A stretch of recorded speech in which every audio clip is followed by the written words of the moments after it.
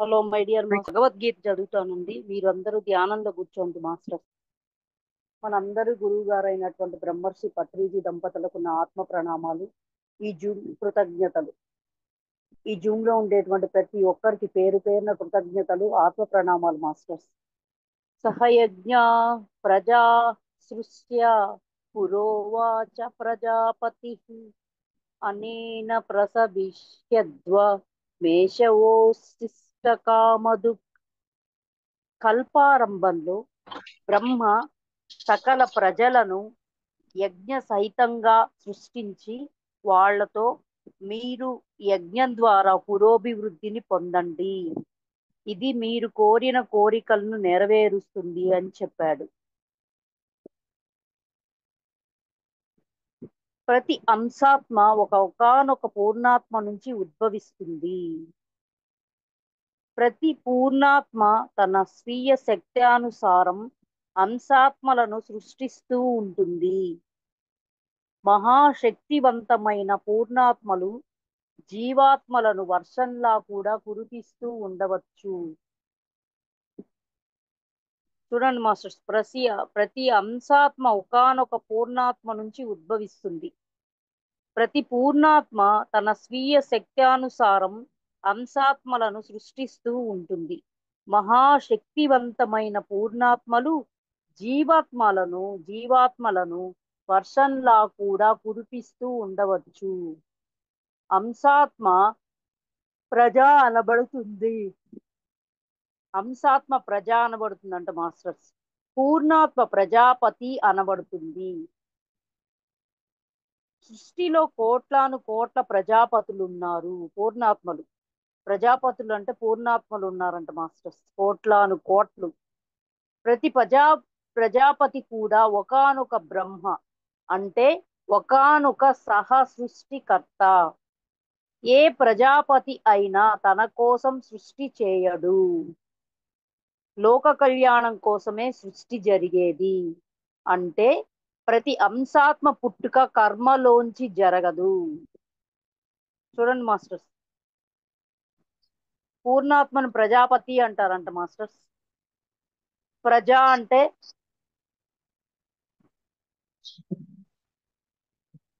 జీవాత్మ, మనమే.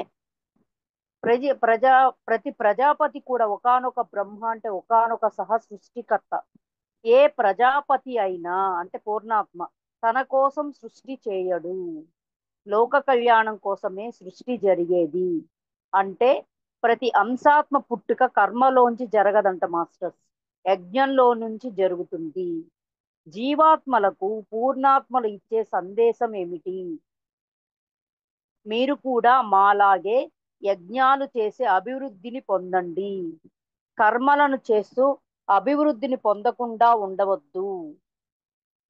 యజ్ఞాచరణ ద్వారానే కోరుకున్న భోగాలు సిద్ధిస్తాయి, కర్మాచరణ ద్వారా కాదు అని.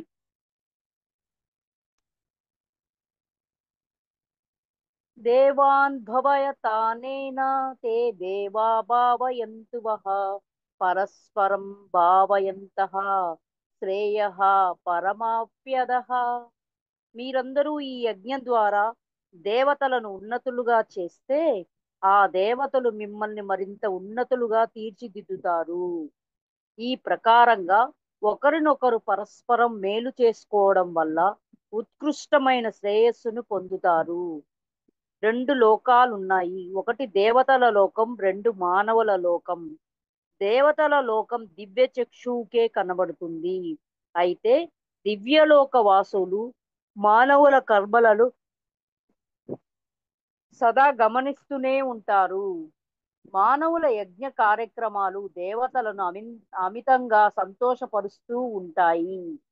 మానవుల స్వార్థపూరిత కర్మలు దేవతలను దుఃఖపెడుతూ ఉంటాయి. సంతోషం ఎప్పుడు ఆత్మలను ఉన్నతపరుస్తుంది, దుఃఖం ఆత్మలను ఎప్పుడూ కృషింపచేస్తుంది. ఎప్పుడైతే దేవతలు మన యజ్ఞ కార్యక్రమాల ద్వారా సంతోషంగా ఉంటారో అప్పుడు వారు మరింతగా మానవ లోకాలకు సహాయం చేస్తారు. మానవుల ద్వారా దేవతలు, దేవతల ద్వారా మానవులు పరస్పరం ఒకరికొకరు ఉన్నతపరుచుకుంటూ ఉంటారు యజ్ఞాల ద్వారా. యజ్ఞరహిత కర్మల ద్వారా రెండు లోకాలు విడిపోయి ఉంటాయి. యజ్ఞాల ద్వారానే రెండు లోకాలు చేదోడు వాదోడుగా ఉంటాయి. ఇష్టాన్ భోగాన్ హివో దేవా దాస్యంతే యజ్ఞ భావితా తైర్దత్తాన ప్రదాయభ్యో యో ముక్తేస్తేన ఏవ సహా. యజ్ఞం ద్వారా ఉన్నతులైన దేవతలు మీ అభీష్టమైన భోగాలను నిశ్చయంగా మీరు అడగకుండానే ఇస్తారు. ఆ విధంగా దేవతల ద్వారా పొందిన భోగాలను ఏ పురుషుడు ఇతరులెవ్వరికి ఇవ్వకుండానే తానే అనుభవిస్తాడో అలాంటి వాడు దొంగ అనబడతాడు. యజ్ఞాల ద్వారా దేవతలు ఆస్ట్రల్ మాస్టర్లు సంతృష్టులవుతారు. యజ్ఞాల ద్వారా సంతుష్టులైన దేవతలు అడగకుండానే ప్రసాదాలు పంచిపెడతారు. పైలోకం వారిని ప్రసాదం ఇవ్వండి అని వేరే అడగనక్కర్లేదు. నిజానికి స్వంతానికి కావలసిన దానికన్నా ఎక్కువే పెడతారు. అయితే దాన్ని మళ్ళీ మనం అందరితో పంచుకోవాలి. మనమే పూర్తిగా స్వాహా చేయకూడదు. అలా చేస్తే దొంగ అని తప్పక అభివర్ణించబడతాం. ఎప్పటికప్పుడు మన దగ్గర ఉన్నది అప్పటికప్పుడే అందరిది. అది సృష్టి యొక్క మౌలిక యజ్ఞ సూత్రం. మనకన్నా హీన స్థితిలో ఉన్న వారికి మన దగ్గర ఉన్నది పంచిపెడుతూ ఉంటే పై లోకాల్లో ఉన్న దేవతలు, యోగులు, మాస్టర్లు మనకు కావలసినవి మనకు సంతోషంగా సమకూరుస్తూనే ఉంటారు. ఇష్టాన్ భోగాన్ యజ్ఞశిష్టాసినః సంతో ముచ్యంతే సర్వకిల్బిషై ఉజ్ఞతే ఏ త్వగం పాపా ఏ పచం త్యాత్మకారణాత్. యజ్ఞంలో మిగిలిన దానిని తినే సజ్జనులు సమస్త పాపాల నుంచి విముక్తులవుతారు. అయితే ఏ పాపులు తమ స్వంత శరీర పోషణ నిమిత్తమే అన్నం వండుకుంటున్నారో వారు పాపాన్నే తింటున్నారు. యజ్ఞావశిష్టం అంటే యజ్ఞాచరణ తదనంతరం ఇతరుల ద్వారా మనకు ఏది అనాయాచితంగా లభిస్తుందో అది ఇతరులకు మనం చేయడం ద్వారా వారు సంతృప్తితో మనకు ఇచ్చింది. దీన్నే మహాప్రసాదం అని కూడా అంటాం. అంటే మహాప్రసాదంతోనే సంతృప్తిగా జీవించాలి. మహాప్రసాదంతోనే మాత్రమే జీవించేవారు నిరంతరం ముక్తులవుతున్నారు. అలా కాకుండా తమ కోసమే తాము చేసుకునే పంట అది పాపపు కూడు అవుతుంది. కనుక ముక్తికి మార్గం ఏది? యజ్ఞమే ముక్తికి మార్గం. పునరపి జననం పునరపి మరణం. దీనికి కారణం ఏది? ఎవరికి వారు విడిగా వండుకుని ఎవరికి వారు విడిగా భోంచేయడమే నిరంతర పునర్జన్మలకు కారణం. భోజనం విడిగా ఉండరాదు, కలివిడిగా ఉండాలి.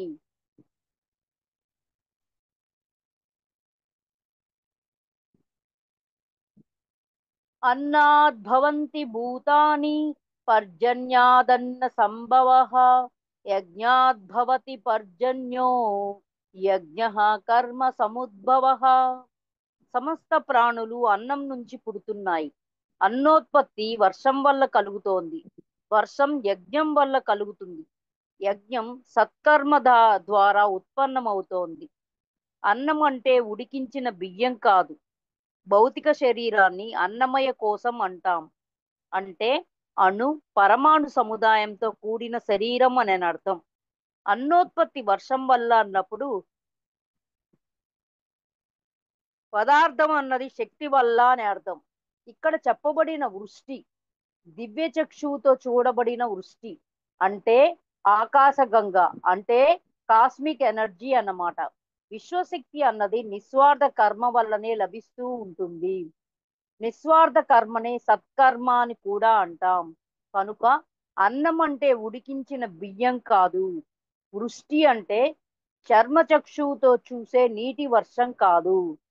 దివ్య చక్షువుతో చూస్తేనే తప్ప దివ్య జ్ఞానంతో అర్థం చేసుకుంటూనే తప్ప భగవద్గీతలోని ఒక్క వాక్యం అన్నా అర్థం కావడం అసంభవం. ఒకానొక యోగీశ్వరుడు రచించిన గ్రంథాన్ని మరొక యోగీశ్వరుడే అర్థం చేసుకోగలడు.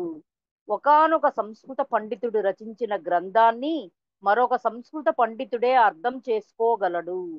ఒకానొక యోగీశ్వరుడు రచించిన గ్రంథాన్ని కేవలం ఆ భాష వచ్చినవాడు ఎవ్వడూ లేసమాత్రమైన అర్థం చేసుకోజాలడు. శ్రీ వేదవ్యాసుల వారు అఖండమైన యోగీశ్వరులు, మరి అద్వితీయ సంస్కృత పండితులు కూడా.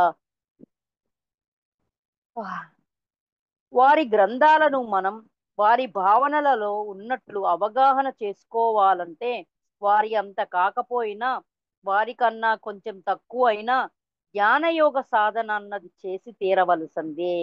వారి అంత కాకపోయినా కొంత అయినా దివ్యచక్షు మన దగ్గర ఉండవలసిందే. కర్మ బ్రహ్మోద్భవం విద్ధి బ్రహ్మాక్షర సముద్భవం తస్మాత్ సర్వగతం బ్రహ్మ నిత్యం యజ్ఞే ప్రతిష్ఠితం. ఆ సత్కర్మ సముదాయం వేదం వల్ల పుడుతోంది. వేదం అక్షర పరబ్రహ్మ నుంచి పుడుతోంది. దీన్ని బట్టి సర్వవ్యాప్తమైన అక్షర పరబ్రహ్మ ఎల్లప్పుడూ యజ్ఞం ద్వారానే ప్రతిష్ఠుడు అవుతున్నాడని తెలుస్తోంది. సత్కర్మ ఎక్కడి నుంచి పుడుతుంది? అది జ్ఞానం ద్వారానే. జ్ఞానం ఉంటేనే పుడుతుంది. జ్ఞానం అన్నదానిని పురాతన హిందూ వాంగ్మయంలో వేదం అని అన్నారు. వేదం ఎక్కడి నుంచి పుడుతుంది? మూల చైతన్యం యొక్క పరీక్ష నుంచే పుడుతుంది. మూల చైతన్యాన్ని అర్థం చేసుకున్నప్పుడే పుడుతుంది. బ్రహ్మ అంటే అంతటా వ్యాపించి ఉన్న, అక్షర అంటే ఎప్పటికీ నశించని అని. అవ్యక్తమైన అక్షర పరబ్రహ్మ యజ్ఞం ద్వారానే వ్యక్తం అవుతుంది. అవ్యక్తమైన అక్షర పరబ్రహ్మ యజ్ఞం ద్వారానే ప్రతిష్ఠితమవుతుంది. ప్రతిష్ఠితం అంటే పునః పునః విశ్లేషింపబడడం.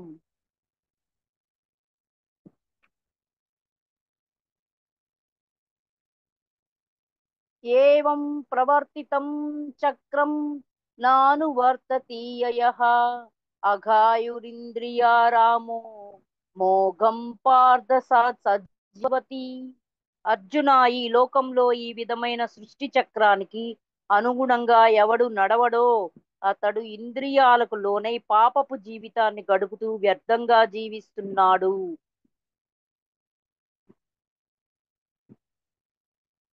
4 క్షేత్రాలున్నాయి. 1 భౌతిక క్షేత్రం, 2 ప్రాణశక్తి క్షేత్రం, 3 భావనా క్షేత్రం, 4 ఆత్మ క్షేత్రం. భౌతిక క్షేత్రానికి మూలం ప్రాణశక్తి క్షేత్రం. ప్రాణశక్తి క్షేత్రానికి మూలం భావనా క్షేత్రం. భావనా క్షేత్రానికి మూలం ఆత్మ క్షేత్రం. ఈ 4 క్షేత్రాలలో మౌలికమైన క్షేత్రం ఆత్మ క్షేత్రం. సృష్టి చక్రం యొక్క మూలక్రమం తెలుసుకున్న వాళ్ళు ఆ క్రమంలో సరిగ్గా జీవిస్తారు.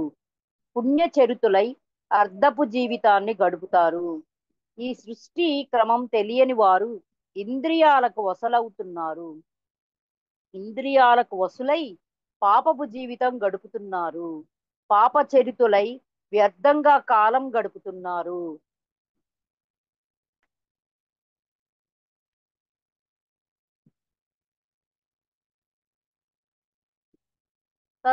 తస్మాదాసక్తః సతతం కార్యం కర్మ సమాచర అసక్తో హ్యాచరన్ కర్మ పరమాప్నోతి పూరుషః. అందువలన అర్జున, నువ్వు కూడా నిష్కాముడవై నిత్యం నీ కర్మలను ఆచరించు. ఆపేక్షరహితమైన కర్మాచరణ వలనే మోక్షం కలుగుతుంది. చేయవలసింది విషయాసక్తికి లోను కాని ఆసక్తి రహితమైన కర్మాచరణ. కర్తవ్య నిర్వహణ కోసం కర్మాచరణ. స్వార్థరహితమైన కర్మాచరణ. జ్ఞాన సహితమైన కర్మాచరణ. ప్రజారక్షణ కోసం, ధర్మ పరిరక్షణ కోసం కర్మాచరణ. అటువంటి నిష్కామ కర్మాచరణ మోక్షానికి దారి తీస్తుంది. యద్యదాచరతి శ్రేష్టస్తత దేవేతరో జన సహ్యత్ ప్రమాణం కురుతే లోక సదనువర్తతే. ఉత్తములు దేనిని ఆచరిస్తారో అన్యులు కూడా దానిని ఆచరిస్తారు. ఉత్తముడు దేనిని ప్రమాణంగా స్వీకరిస్తాడో దానినే సమస్త లోకం అనుసరిస్తుంది.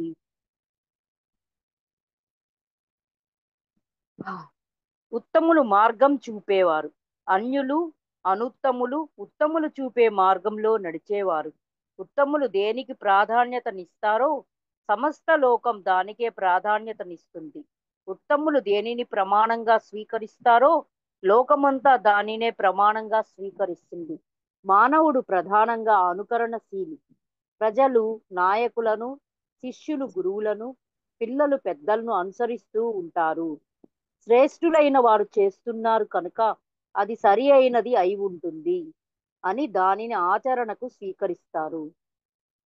జంతువులను పెంచుతున్నప్పుడు మానవులను జంతువులు అనుకరించి తదుపరి జన్మల్లో మానవ జన్మలెత్తుతాయి. మనం గొప్పవాళ్ళం అయినప్పుడు మన చుట్టుపక్కల వాళ్ళు సహజంగానే మన వల్ల ప్రభావితం అవుతూ అభివృద్ధి పదంలో ముందుకు సాగుతూ ఉంటారు. మనలోని శ్రేష్ఠులు అందరికీ ఆదర్శం కావడం ప్రకృతి సహజమైన విషయం.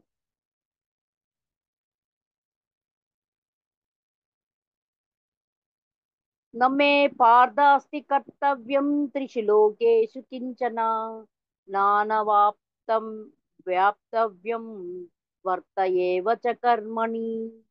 అర్జున, నాకు ఈ మూడు లోకాల్లోనూ చేయవలసిన పని అంటూ ఏదీ లేదు. మరి పొందదగినది పొందలేనిది అంటూ కూడా ఏమీ లేదు. అయినా నేను కర్మ చేయడంలో నిమగ్నమై ఉన్నాను. ఓ అర్జున, నా గురించి నేను చెప్తాను విను అంటున్నాడు కృష్ణుడు. త్రిలోకేషు అంటే మూడు లోకాలు. ఏ మూడు లోకాలు? భూ భువర్ సువర్ లోకాలు అథవా అధో లోకాలు. ఈ లోకాలలో నేను చేయవలసింది ఏమీ లేదు అన్నాడు ఆయన. ఈ లోకాలలో చేయవలసింది ఎప్పుడో పూర్తయిపోయిందన్నమాట. ఇలాంటి పరిస్థితుల్లో కూడా నేను ఈ లోకాల్లో పనులు చేస్తూనే ఉన్నాను అని కూడా అంటున్నాడు. కృష్ణ అంటే క్రూ అస్నన్. క్రూ అంటే చేయవలసినవి, అస్నన్ అంటే భుజించడం. చేయవలసిందంతా చేసి వాటి ఫలితాన్ని భుజిస్తున్న వాడినే కృష్ణుడు అంటారు. తమ గురించి సంపూర్ణంగా తెలుసుకున్న వారికి ఇంకా తమ గురించి చేయవలసింది ఏముంటుంది? ఇక ఇతర ప్రాణికోటికి సహాయం చేయడమే మిగిలి ఉన్నది. తమ్ము తాము తెలుసుకున్నవారు ఇంకా లోక కళ్యాణానికి అంకితమవుతారు.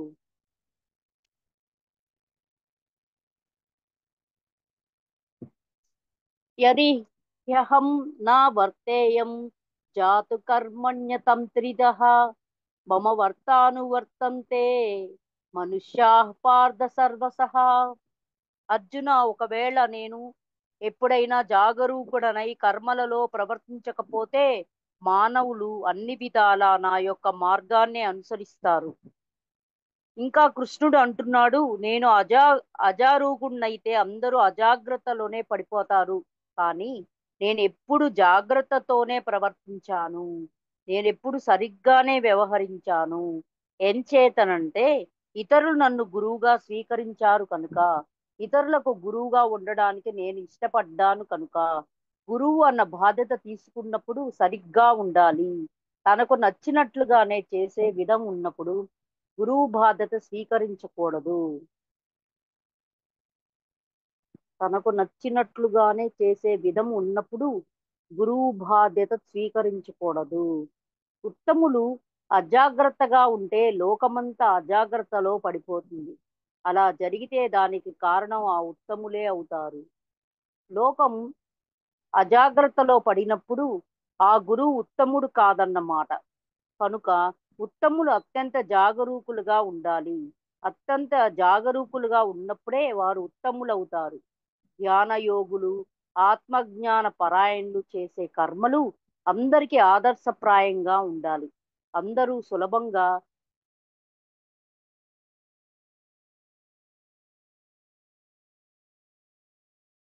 ఉమ్, ధ్యాన యోగులు, ఆత్మజ్ఞాన పరాయణులు చేసే కర్మలు అందరికీ ఆదర్శప్రాయంగా ఉండాలి. అందరూ సులభంగా గ్రహించేటట్లు ఉండాలి. మాటలు, చేతలే కాదు, ఆలోచనలు కూడా ఇతరుల మీద ప్రభావాన్ని చూపిస్తాయి. ఆలోచనలను సక్రమంగా ఉంచుకోవాలి. మాస్టర్స్ ఇక్కడ బాగా చూడండి. మన మాటలు, చేతలే కాదు ఆలోచనలు కూడా ఇతరుల మీద ప్రభావాన్ని చూపిస్తాయంట మాస్టర్స్. కాబట్టి ఆలోచనలు సక్రమంగా ఉంచుకోవాలి. అంటే పాజిటివ్‌గా ఉంచుకోవాలన్నమాట. ఎల్లప్పుడూ సకారాత్మకంగానే ఆలోచించాలి, మాట్లాడాలి, కర్మలు చెయ్యాలి. నకారాత్మక ధోరణిని వెడనాలి. అంటే నెగెటివ్ థింకింగ్ అన్నమాట మాస్టర్స్. దేనిలో ఎవరికి నిష్ణాన నిష్ణాత ఉందో దానిని వారు మాత్రమే ఇతరులకు నేర్పించబూనాలంట మాస్టర్. తమకు ఇంకా నిష్ణాత అలవడలేదని తెలుసుకున్న వారు నడిపించడానికి సిద్ధపడకూడదు. ఇంకా నేర్చుకోవడానికే సిద్ధపడాలి. నడపబడడానికే సిద్ధపడాలి. ఎంతో శ్రద్ధతో నడక నేర్చుకోవాలి. ఆ తర్వాతే ఉపక్రమించాలి.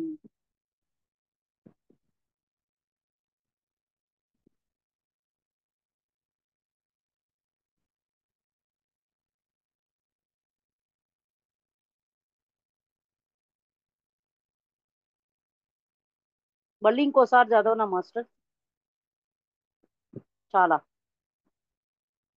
అంటే మన ఆలోచనలు, మాటలు, చేతలు అన్ని ఇతరుల మీద కూడా ప్రభావాన్ని చూపిస్తాయంట మాకు. కాబట్టి మనం ఎలా ఉండాలి? ఎప్పుడు పాజిటివ్ థింకింగే ఉండాలి. దానికి ఆపోజిట్ థింకింగ్ ఉండకూడదు. దాన్ని వదిలేయాలన్నమాట మనం. ప్రతిదాన్ని మనం ట్రై చేస్తే తప్పకుండా మనం దానికి ఇదవుతాం. ఫస్ట్ లో కొన్ని రోజులు అట్లా ఉంటుంది కానీ మాస్టర్స్, పోను పోను మనం కానీ గట్టిగా దాని మీదే కానీ నిలబడి ఉన్నాం అనుకోండి, తప్పకుండా అది సక్సెస్ అవుతుంది అనమాట. తప్పకుండా మనకి ఓ పాజిటివ్ థింకింగ్ అలవడుతుంది. అది ఫస్ట్ ఏది కూడా అర్థం కాదు, తర్వాత తర్వాత అర్థమయ్యే కొద్దీ అద్భుతంగా ఉంటుంది masters. Thank you masters, thank you so much. My dear masters and gods, అందరికీ హృదయపూర్వక ఆత్మ ప్రణామాలు, కృతజ్ఞతలు అండి. అలానే బ్రహ్మాస్ మెడిటేషన్ ఛానల్ కు స్వాగతం, సుస్వాగతం మాస్టర్స్. అలానే ఈ జూమ్ లోకి విచ్చేసిన ప్రతి ఒక్క ఆత్మస్వరూపానికి, దివ్య స్వరూపానికి శతకోటి ఆత్మ ప్రణామాలు, కృతజ్ఞతలు. ఈరోజు అత్యంత గొప్ప శ్రీకృష్ణామృతం అనేది పత్రి సార్ రాస్తున్నారండి. భగవద్గీతలో కొన్ని ఎంపిక చేసి ఏవైతే మనకి ముఖ్యమైనవి, అత్యవసరమైనవి, దాంట్లో ఒక జ్ఞానాన్ని అందించేదానికి మనకి శ్యామల మేడం వచ్చారు హైదరాబాద్ నుంచి. ఈరోజు అత్యంత గొప్ప జ్ఞానాన్ని మేడం ద్వారా అందుకుందాము. దాని ఒక జ్ఞానం ఏదైతే విన్నామో ఆ శ్రవణం చేసుకొని, మననం చేసుకొని, దాన్ని అనువనువు ఆచరించి ఇంకా గొప్పగా ఎదుగుదాం masters. Shyamala madam, welcome madam. Over to you madam. Thank you madam, thank you. నమస్తే నమస్తే మాస్టర్స్ మేడం. అందరికి. నమస్తే. ముందుగా నమస్తే అండి. జగద్గురు బ్రహ్మర్షి నమస్తే మేడం, నమస్తే. సో మరి బ్రహ్మాస్ జూమ్ సెషన్ మరి యూట్యూబ్ లో చూస్తున్న మాస్టర్స్ అందరికీ కూడా నా ఆత్మ ప్రణామాలు. ముందుగా జగద్గురు బ్రహ్మర్షి పితామహ పత్రిజీకి, స్వర్ణమాల పత్రి మేడం కు నా ఆత్మ ప్రణామాలు తెలుపుకుంటున్నాను మాస్టర్స్. మరి ఈ రోజు మనము శ్రీకృష్ణామృతం ఉత్తర గీత జ్ఞానసారం, ఇది ఈ 2 రోజులు ఇవాళ రేపు కూడా మనం ఉత్తర గీత జ్ఞానసారాన్ని గురించి, దానిలో ఉన్న విశేషాల గురించి మనం తెలుసుకుందాం మాస్టర్స్. మరి భగవద్గీత ఇది ఉత్తర గీత. సో భగవద్గీతని శ్రీకృష్ణ పరమాత్మ అర్జునుడికి కురుక్షేత్ర మహాసంగ్రామంలో బోధించడం జరుగుతుంది. ఉత్తర గీతను వచ్చేసి మహాసంగ్రామం అయిపోయిన తర్వాత, కురుక్షేత్రం అయిపోయిన తర్వాత వాళ్ళు కొన్ని రోజులు రాజ్య పరిపాలన చేసిన తర్వాత అశ్వమేధ యాగం చేస్తారు పాండవులు. సో అశ్వమేధ యాగం కూడా అయిపోతుంది. మరి ఖాళీగా ఉన్న సమయంలో అర్జునుడు శ్రీకృష్ణుని అడుగుతారనమాట, మరి బావా, నువ్వు అప్పుడు కురుక్షేత్ర మహాసంగ్రామంలో నాకు కార్యోన్ముఖుల్ని చేయడానికి, ఆ కర్తవ్యాన్ని మరి నిర్వర్తించడానికి మరి ఆ గీతాబోధ చేశావు. అప్పుడు మరి ఆ కర్తవ్యం నిర్వహించాను. మరి అప్పుడు చేసిన జ్ఞాన బోధ మరి ఇంకా ఈ రాజ్య పరిపాలనలో ఇవన్నీ చేయడం వలన ఆయన అప్పుడు మర్చిపోతాడనమాట. వాటన్నిటిని గురించి కూడా ఇప్పుడు మళ్ళీ ఒకసారి కూలంకషంగా కొద్దిగా మరి ఆ దాన్ని సంక్షిప్తంగా మొత్తం మీద నాకు మరి అంటే అప్పటికి కురుక్షేత్ర మహాసంగ్రామం జరిగిన టైంకి మరి కృష్ణుడు ఉపదేశించిన అప్పటికి ఆయన వయసు వచ్చేసి దాదాపు 80 నుంచి 85 ఏళ్ల వయసు ఉంటే మరి ఉత్తర గీత జ్ఞానసారాన్ని బోధించే నాటికి ఆయనకి ఒక 120 సంవత్సరాలు ఉంటాయట. సో మరి ఆ టైంలో ఆయన ఏంటంటే కురుక్షేత్ర మహాసంగ్రామం జరిగిన టైంకి అర్జునుడు మరి ఇంకా చిన్నవాడు, రాజ్యపరిపాలన అవన్నీ చెయ్యాలి, కర్తవ్యాలు నిర్వహించాలి గనక నిష్కామ కర్మయోగాన్ని గురించి ఎక్కువగా కూడా మనకి భగవద్గీతలో ఆయన కర్తవ్యానికి ఉన్ముఖం చేయడం కోసం మరి ఆయనకి భగవద్గీతను బోధించడం జరిగింది. మరి ఆయన ఏం చేశారు, మరి కురుక్షేత్ర మహాసంగ్రామంలో ఉన్నవాళ్ళు, ఎదురుగుండా ఉన్న వాళ్ళందరూ కూడా మరి వాళ్ళ తాత ముత్తాతలు అలాగే కజిన్ బ్రదర్స్ వాళ్ళ పిల్లలు అందరూ కూడా చూసి ఆయన గురువుల పుత్రులు మరి వీళ్ళందరినీ చూసి ఆయన మరి వీళ్ళందరినీ చంపి నేను ఈ రక్తపు కూడు భుజించడం కంటే నేను యుద్ధం చేయకుండా ఉండటమే బెటరు అని చెప్పి ఆయన ఇది అధర్మం అవుతుంది అని చెప్పినప్పుడు మరి శ్రీకృష్ణ పరమాత్మ ఇది ఆయన ఏదైతే ఆయనది క్షత్రియ ధర్మమో ఆయన చేయాల్సిన ధర్మాన్ని అధర్మం అనుకుంటున్నాడు. ఎందుకు అంటే మమకారం వలన. సో ఆ మమకారం అనే భూతం నిన్ను ఆవహించింది. సో నువ్వు క్షత్రియుడిగా నీ యొక్క ధర్మం ఏంటంటే ధర్మానికి ఆపద వాటిల్లినప్పుడు మరి ముందుండి నువ్వు యుద్ధం చేసి ఆ ధర్మాన్ని కాపాడవలసిన బాధ్యత నీకుంది అని ఆయన్ని కర్తవ్య దిశగా ఉన్ముఖుణ్ణి చేసి మరి ఆయన చేత యుద్ధం చేయించి మరి ధర్మ సంస్థాపన కోసం యుద్ధం చేయించి మరి ధర్మ సంస్థాపన చేయిస్తాడు. అక్కడ మరి ఆయన ఏం చేయాలో తెలియదు నాకు, నువ్వే నాకు దారి చూపించు అన్నప్పుడు మరి శ్రీకృష్ణ పరమాత్మ ఉపదేశిస్తారు.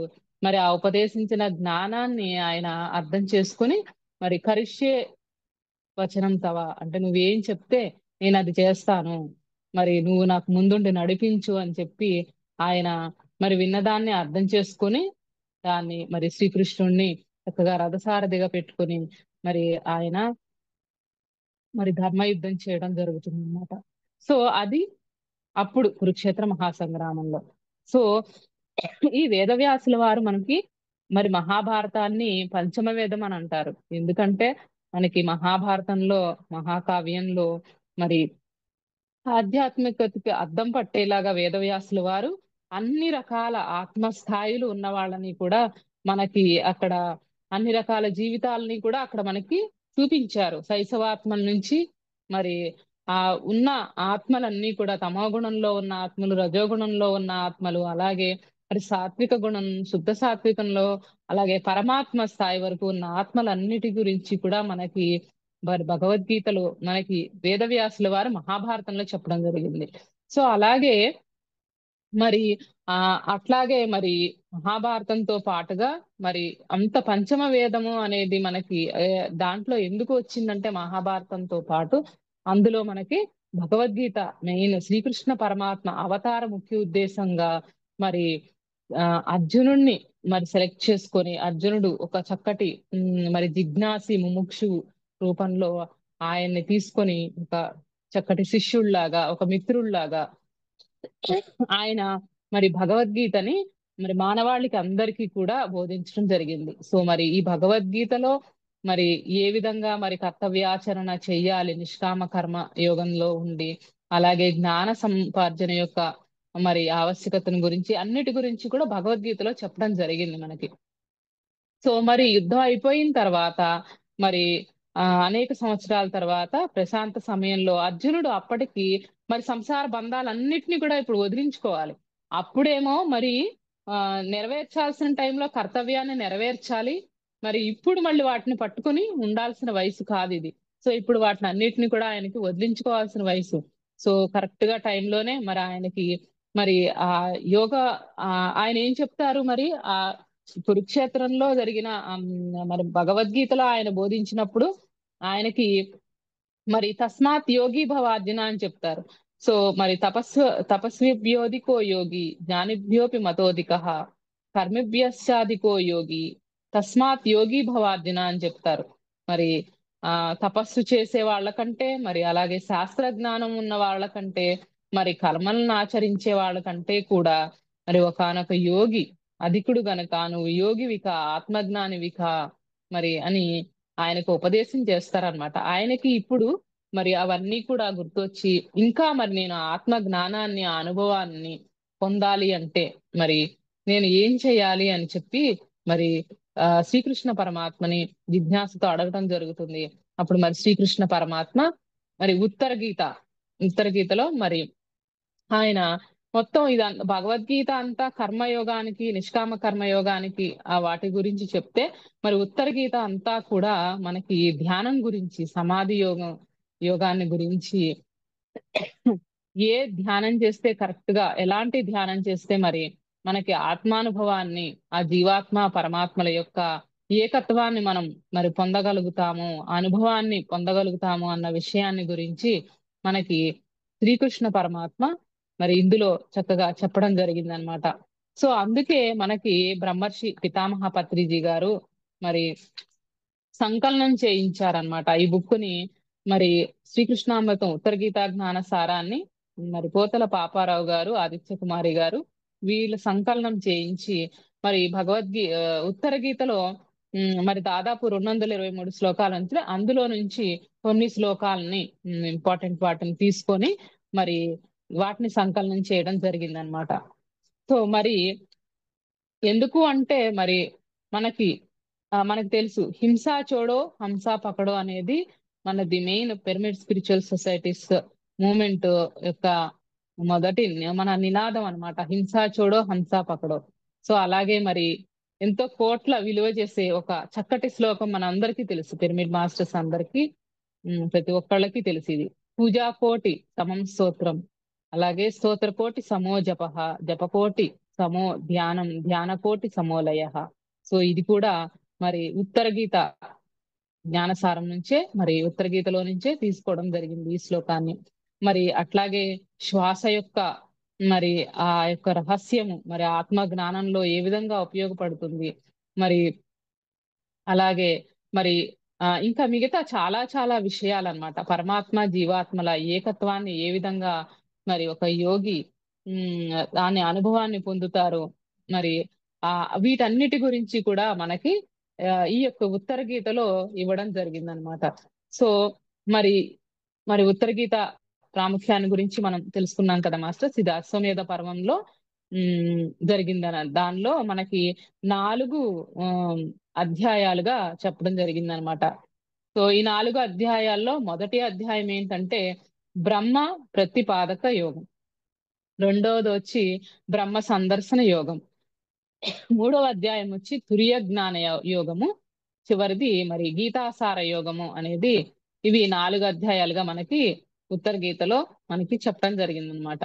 సో మరి మొదటి అధ్యాయం బ్రహ్మ ప్రతిపాదక యోగం. సో ఇక్కడ మనకు అర్థమవుతుంది కదా, ఇక్కడ బ్రహ్మ ప్రతిపాదక యోగంలో మరి మనకి శ్రీకృష్ణ భగవాను అర్జునుడు అడగడం జరుగుతుంది అనమాట. జిజ్ఞాసతోటి ఆయన అడుగుతారనమాట. ఏమడుగుతున్నారు అంటే యదేకం నిష్కళం బ్రహ్మ వ్యోమాతీతం నిరంజనం అప్రతర్క్యమ విజ్ఞేయం వినాశోత్పత్తి వర్జితం. అంటే ఇక్కడ ఏం చెప్తున్నారంటే ఈ సమస్త సృష్టికి కూడా అంతర్భూతంగా ఉండి మూలంగా ఉండి కానీ అవ్యక్తంగా ఉంది. పూలదండలో అయితే ఒక పూలన్నీ కలుపుతున్న దారం ఒకటి ఉంటుంది లోపల, బయటికి పూలే కనిపిస్తే మనకి లోపల దారం కనిపించదు. కానీ ఈ సృష్టి మొత్తం కూడా ఇంత శృతిలో ఇంత లయగా ఒకదానికి ఒకటి మరి ఆ గ్రహాలు గ్రహగతులు గాని గ్యాలాక్సీస్ గాని ఇవన్నీ నిలబడి ఉన్నాయి అంటే మరి ఇదంతా కూడా ఒక శక్తి అనేది ఉంది కదా.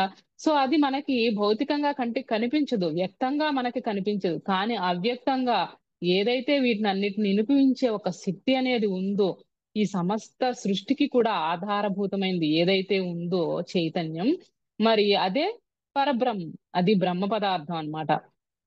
మరి ఏదైతే ఈ పరబ్రహ్మము సర్వాత్మ బ్రహ్మాత్మ అని అనుకుంటున్నామో మరి ఇది అనంతమైంది, శాశ్వతమైంది, మరి అవ్యక్తమైంది. అది వ్యక్తం కాదు, మనకి కంటికి కనిపించదు. సో మరి అర్జునుడు జిజ్ఞాసతోటి శ్రీకృష్ణుణ్ణి ఈ విధంగా అడుగుతూ ఉన్నారనమాట. మరి యదేకం నిష్కళం బ్రహ్మ వ్యోమాతీతం నిరంజనం అప్రతర్క్యమ విజ్ఞేయం వినాశోత్పత్తి వర్జితం. మరి వీటన్నిటినికి మరి గుణరహితము, మరి ఆ ప్యూర్ కాన్షియస్నెస్ ఏదైతే ఉందో, మొత్తానికి ఆధారభూతమైన ఆ బ్రహ్మాత్మ ఏదైతే ఉన్నదో, మరి ఆ ఈ సర్వాత్మను మరి గ్రహించగలగడమే కదా మానవ జీవితానికి పరమావధి. ఏంటి మానవ జీవితానికి? మరి మానవుగా జీవితంగా మరి మరి పుట్టి మరి పెరిగి మరి మనకిను పశువులకి తేడా ఏమన్నా ఉందా? మరి అన్ని కూడా సమానమే కదా. మరి మానవ జీవితానికి పరమావధి ఏంటి? ఆహార నిద్ర భయమైదునాని సామాన్యమే తత్వ పశు పశుభిన్నరాణం జ్ఞానం నరాణం అధికో విశేషో జ్ఞానేన హీనః పశు విశ్వమానః. మరి ఏమంటున్నారు ఇక్కడ? ఆహారము, నిద్ర, భయము, మరి ఆ పునరుత్పత్తి అని ఈ లక్షణాలన్నీ కూడా మరి మానవులకి పశువులకి సమానంగానే ఉంటాయి కదా. సో మరి మానవులకి పశువులకి తేడా ఎక్కడ అంటే జ్ఞానం అనే విషయంలోనే ఈ విశేష గుణం ఈ రెండే తేడా అన్నమాట. సో మరి అసలు ఆ జ్ఞానమే లేకపోతే ఇంకా మనిషి పశువుతోనే కదా సమానము. మన ఆ జ్ఞానము సంపాదించుకోవడానికే మరి మానవులుగా మనము మరి పుట్టి మరి ఆ జ్ఞానాన్ని సంపాదించకపోతే ఎలా? సో మరి అది ఆ పరమావధి ఏమని చెప్తూ ఉన్నారంటే, మరి శ్రీకృష్ణ పరమాత్మని అర్జునుడు తెలుసుకొని మరి ఆ సత్యాన్ని దాన్ని మరి చూసే మార్గం ఏంటి? ఆ పరమాత్మ తత్వాన్ని ఏ విధంగా నేను చూడగలుగుతున్నాను? మరి మనిషి ఆ పశువుకి మనిషికి తేడా అనేది అక్కడే కదా మరి. సో యోగ మార్గాన్ని అవలంబించి మరి ఆమ్, ఆ జ్ఞానాన్ని సంపాదించి మరి ఆత్మజ్ఞానం ద్వారా బ్రహ్మాత్మను గ్రహించాలి అని చెప్పి మనకి చెప్తూ ఉన్నారనమాట. సో మరి ఇక్కడ ఏం చెప్తూ ఉన్నారు? అర్జునుడు జిజ్ఞాసతో అడిగి అడిగి మరి ఇంకా ఏం అడుగుతున్నారంటే, కైవల్యం కేవలం శాంతం శుద్ధం అత్యంత నిర్మలం కారణం యోగ నిర్ముక్తం హేతు సాధన వర్జితం. అంటే ఏంటంటే ఇంకా దేనిని పొందితే మనము అది పొందిన తర్వాత ఇంకా పొందవలసింది ఏమీ లేదు అని అనిపించాలి. అలాగే దేన్ని చూసిన తర్వాత మనకి ఇంకా చూడాల్సింది మరి తెలియవలసింది ఏమీ లేదు. ఆ ఆ సుఖాన్ని మించింది ఇంకోటి లేదు. ఆ ఆనందం ఏదైతే అల్టిమేట్ బ్లిస్ అనేది ఉందో, బ్రహ్మానందము, మరి ఏ జ్ఞానం పొందితే దాన్ని మించిన జ్ఞానం లేదు అని అనిపిస్తుందో మరి అదే పరబ్రహ్మము, బ్రహ్మాత్మ యొక్క జ్ఞానము. మరి దాన్ని పొందడమే మానవ జీవితం యొక్క పరమావధి అని చెప్తున్నారనమాట. సో మనకి ఉపనిషత్తుల్లో ఒక చిన్న కథ ఉంది. ఏంటంటే అక్కడ శ్వేతకేతు అనే ఆయన చిన్న వయసులో మరి చక్కగా ఆయనకి బ్రహ్మోపదేశం చేయించి ఒడుగు చేసి ఆయన్ని మరి ఆశ్రమంలో పెడతారు. గురుకులను పంపించిన తర్వాత ఉద్దాలక మహర్షి తన కొడుకుని మరి చక్కగా ఆయన పాండిత్యంతో శాస్త్రజ్ఞానాలన్నీ నేర్చుకుని ఆయన దగ్గర గురువుగారి దగ్గర శుశ్రూష చేసి మరి ఎంతో జ్ఞానాన్ని పొందుతాడనమాట. చాలా మరి 15 ఏళ్ళు వచ్చేసరికి ఎంతో జ్ఞానాన్ని పొంది మరి ఏదైతే మనకి ఇప్పుడు ఉన్న దాంట్లో పిహెచ్డి అని ఎలా అంటామో అట్లాంటి చక్కటి క్వాలిఫికేషన్ పొంది మరి ఆ చక్కగా దాన్ని గురించి వాళ్ళ నాన్నగారికి చెప్పడానికి హ్యాపీగా వస్తూ మరి మధ్య మధ్యలో ఎన్నో రాజ్యాల్లో జరిగే వాటిని ఏమంటారు తర్కాలు, వీటన్నిటిలో కూడా జయించి అందరూ అడిగే ప్రశ్నలన్నిటికీ కూడా సమాధానాలు చెప్పి పాండిత్యాన్ని ఆ రకంగా ఆయన పొందుతాడనమాట. ఆయన వస్తూ ఉన్నప్పుడు ఉద్దాలక మహర్షి కొడుకుని కిటికీలోని చూస్తాడట.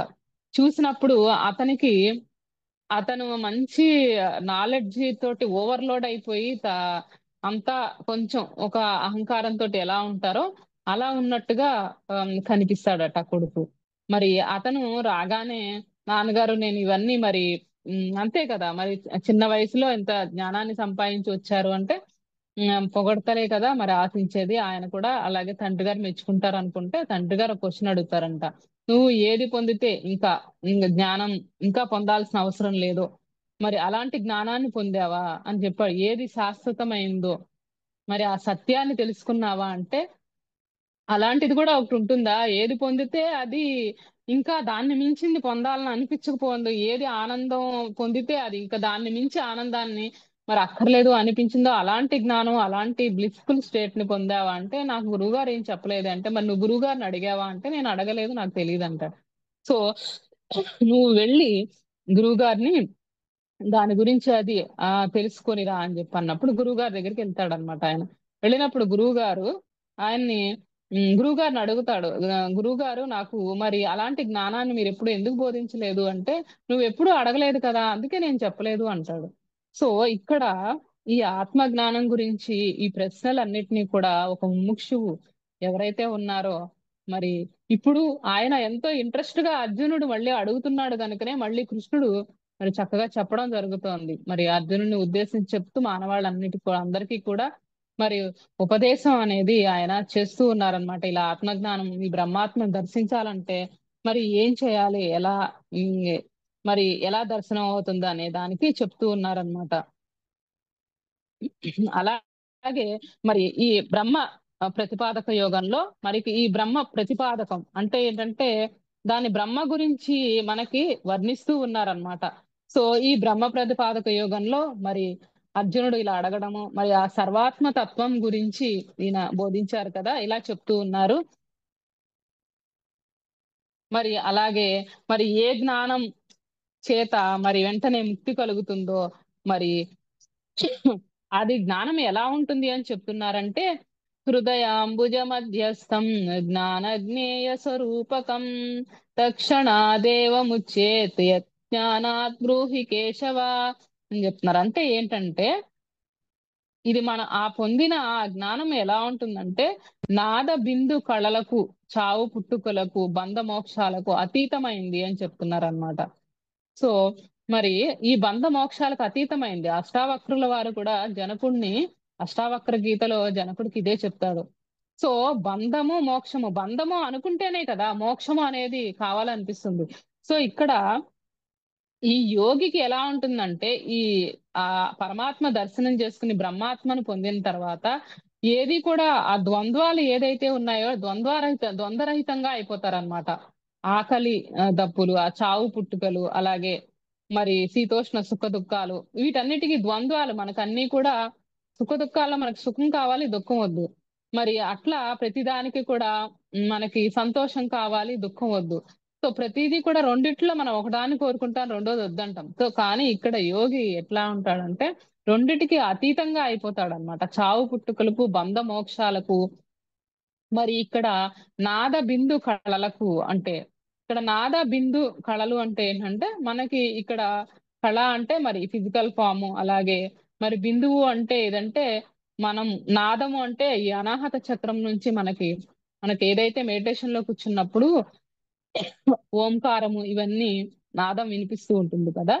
సో మనకి ఆ మెడిటేషన్ లో కనిపించే ఇవన్నీ కూడా ఈ నాదము సౌండ్స్, రకరకాల ఓంకారం సౌండ్ గాని, ఫ్లూట్ సౌండ్ గాని, మృదంగం గాని మనకి వినిపించటం అనేది మెడిటేషన్ లో డీప్ స్థితిలోకి వెళ్ళినప్పుడు ధ్యానులకు అనుభవమే కదా ఇవన్నీ. సో అట్లా ఈ అలాగే బిందువు అంటే ఏంటంటే ఆ చైతన్యం ఏదైతే ఉందో అక్కడ మనకి బ్లూ కలర్ డాట్ గాని అట్లా మనకి కనిపిస్తుంది. సో అదేంటంటే అవేర్నెస్ అన్నమాట, పాయింట్ కాన్షియస్నెస్ అన్నమాట, అవేర్నెస్. సో అది అది మరి అట్లాగే మరి ఈ కళలు అంటే ఏం లేదు. ఇక్కడ నాద బిందు కళలు అంటే మనకి ఈ ఫిజికల్ గా కనిపిస్తున్న స్థూలము, మరి అలాగే బిందువు అంటే ఆ సూక్ష్మ రూపంలో ఉన్నది, అలాగే కారణ రూపంలో ఉన్నది. ఇవన్నీ కూడా స్థూలం, పత్రిజీ మనకు అదే చెప్తున్నారు కదా, శరీరము, మనసు, బుద్ధి, ఆత్మ, సర్వాత్మ. సో ఈ సర్వాత్మను గ్రహించాలి అంటే మరి శరీరము, మనసు, బుద్ధి అనేవి మనకి మనకి కేవలం ఏంటంటే కనిపించే వాటినే చూడగలుగుతాయి గాని మరి సర్వాత్మ తత్వాన్ని అర్థం చేసుకోవాలంటే ఓన్లీ ఆత్మ మాత్రమే, జీవాత్మ మాత్రమే సర్వాత్మ తత్వాన్ని అర్థం చేసుకోగలుగుతుంది. మరి ఈ శరీరము, మనసు, బుద్ధి ఏదైతే ఉందో ఈ మనసు అనేది అడ్డుపట్టడం వల్ల ఆత్మకి మరి ఆ సర్వాత్మ తత్వాన్ని ఆత్మ అర్థం చేసుకోలేకపోతూ ఉంటుందన్నమాట. సో మరి ఈ ఆత్మ సర్వాత్మ తత్వాన్ని అర్థం చేసుకోవాలి, మరి నేను జీవాత్మనని తెలుసుకోవాలన్నా కూడా అక్కడ మరి బహిర్ముఖంగా ఉన్న పరిపరి విధాలుగా మనకి బయటకు పరిగెడుతూ ఉన్న ఆ మనసు ఏదైతే ఉందో, పరిపరి విధాలుగా ఆలోచనలతోటి మునిగిపోతూ ఉన్న మనసు ముందు నిశ్చలం అవ్వాల్సి ఉంటుందన్నమాట. ఆ మనసు ఎప్పుడైతే శూన్యం చేయగలుగుతామో, మరి ఆ మనసుని డ్రాప్ చేసిన తర్వాత అప్పుడు ఆ ప్రశాంత స్థితిలో మాత్రమే శరీరము, నేను శరీరాన్ని కాదు, నేను మనసును కాదు, నేను బుద్ధిని కాదు అన్న విషయాన్ని మరి యోగి తెలుసుకుంటారు. దీనికి అతీతమైంది అని చెప్తున్నారన్నమాట. పరబ్రహ్మ తత్వం గురించి బ్రహ్మ ప్రతిపాదక యోగంలో మనకి శ్రీకృష్ణ పరమాత్మ మనకి చెప్తూ ఉన్నారు. సో ఇక్కడ మనం ఈ సందర్భంగా ఒకటి గుర్తు చేసుకోవచ్చు. పత్రిజీ మనకు ప్రతిసారి చెప్తారు, ఎక్కాలు మనం ఎలాగ ప్రతిరోజు మనం చదువుకునేటప్పుడు 2 1 2 2 4 అని చదువుకుంటామో, ప్రతి ఒక్కళ్ళు కూడా మనకి పత్రిజీ అందించిన జ్ఞాన నవరత్నాలు ఏవైతే ఉన్నాయో, పత్రిజీ ప్రతి ఒక్కళ్ళు కూడా ఇది ఎప్పుడు మననం చేసుకుంటూ ఉండండి అని చెప్తూ ఉంటారు మనకి జ్ఞాన నవరత్నాల్లో. సో అందులో మనకందరికీ తెలుసు జ్ఞాన నవరత్నాలు. మరి ఈ సందర్భం ఇంకొకసారి గుర్తు చేసుకుందాము. మరి ఇక్కడ బ్రహ్మ ప్రతిపాదక యోగం చెప్తూ ఉన్నారు కదా. బ్రహ్మ ప్రతిపాదక యోగంలో మనకి మరి ఆ పరమాత్మ తత్వాన్ని గురించి చెప్తున్నారు. మరి అదే మనకి జీవితం యొక్క పరమావధి ఏమని చెప్తూ ఉన్నారు. మరి వాటిని తెలుసుకోవడమే. మనకి పత్రిజీ కూడా జ్ఞాన ప్రకరణంలో ఏం చెప్పారు, మనకి జ్ఞాన నవరత్నాలు అంటే 3+4+2 అని చెప్తారు. ఏంటంటే ఫస్ట్ 3 జ్ఞాన ప్రకరణం. అది మనము ప్రతి ఆత్మ కూడా చేరుకోవలసిన స్థితులు, మనం పొందవలసింది, చేరుకోవలసిన స్థితి ఏదంటే ఆత్మే పరబ్రహ్మము, జీవుడే దేవుడు, దేహమే దేవాలయం. సో ఇది ఇక్కడ మనం బ్రహ్మ ప్రతిపాదక యోగంలో పరబ్రహ్మ తత్వాన్ని తెలుసుకుంటాం. అంటే ఆత్మే పరబ్రహ్మం అక్కడ మనకు తెలుస్తోంది. అలాగే మరి ఈ ఆత్మ ఏదైతే ఉందో ఆ పరబ్రహ్మ నుంచి మరి వచ్చింది, ఆ పూర్ణాత్మ నుంచి వచ్చి ఉంది. మరి ఆ పూర్ణాత్మ నుంచి వచ్చిన అంశాత్మ కూడా మరి ఆ లక్షణాలనే కలిగి ఉంటుంది కదా. మరి ఓం పూర్ణమదః పూర్ణమిదం పూర్ణాత్ ముదచ్యతే పూర్ణస్య పూర్ణమాదాయ పూర్ణమేవావశిష్యతే. అంటే అక్కడ దాని నుంచి తరుగులేదు. తల్లి నుంచి బిడ్డ పుడుతోంది అంటే మరి తల్లి ఏమి అక్కడ తరిగిపోవట్లేదు, బిడ్డ పుట్టింది, అలాగే బిడ్డ కూడా మళ్ళీ తల్లి అవుతుంది. సో తల్లి నుంచి బిడ్డ వచ్చినప్పుడు తల్లి ఏ విధంగా అయితే తరిగిపోదో బిడ్డే తల్లి తల్లి. సో ఆ విధంగానే మరి అంశాత్మ కూడా పూర్ణాత్మ నుంచి వస్తుంది. మరి అవే మరి ఏదైతే ఒక సముద్రంలో మొత్తంలో ఉన్న ఆ ద క్వాలిటీ ఎలా ఒకటే ఉంటుందో, ఆ సముద్రం బిందువులో కూడా అదే క్వాలిటీ ఉంటుంది. సో మన బ్లడ్ లో కూడా అంతే కదా. బ్లడ్ మొత్తం ఏదైతే ఉందో ఒక డ్రాప్ బ్లడ్ టెస్ట్ యూజ్ చేస్తారు కదా. సో ఆ బ్లడ్ టెస్ట్ లో మనకు అంతా తెలుస్తుంది ఏంటనేది. సో ఆ విధంగానే మరి మొత్తం అంతా కూడా అదే క్వాలిటీని కలిగి ఉంటుందా కనుక ఈ ఆత్మే పరబ్రహ్మము.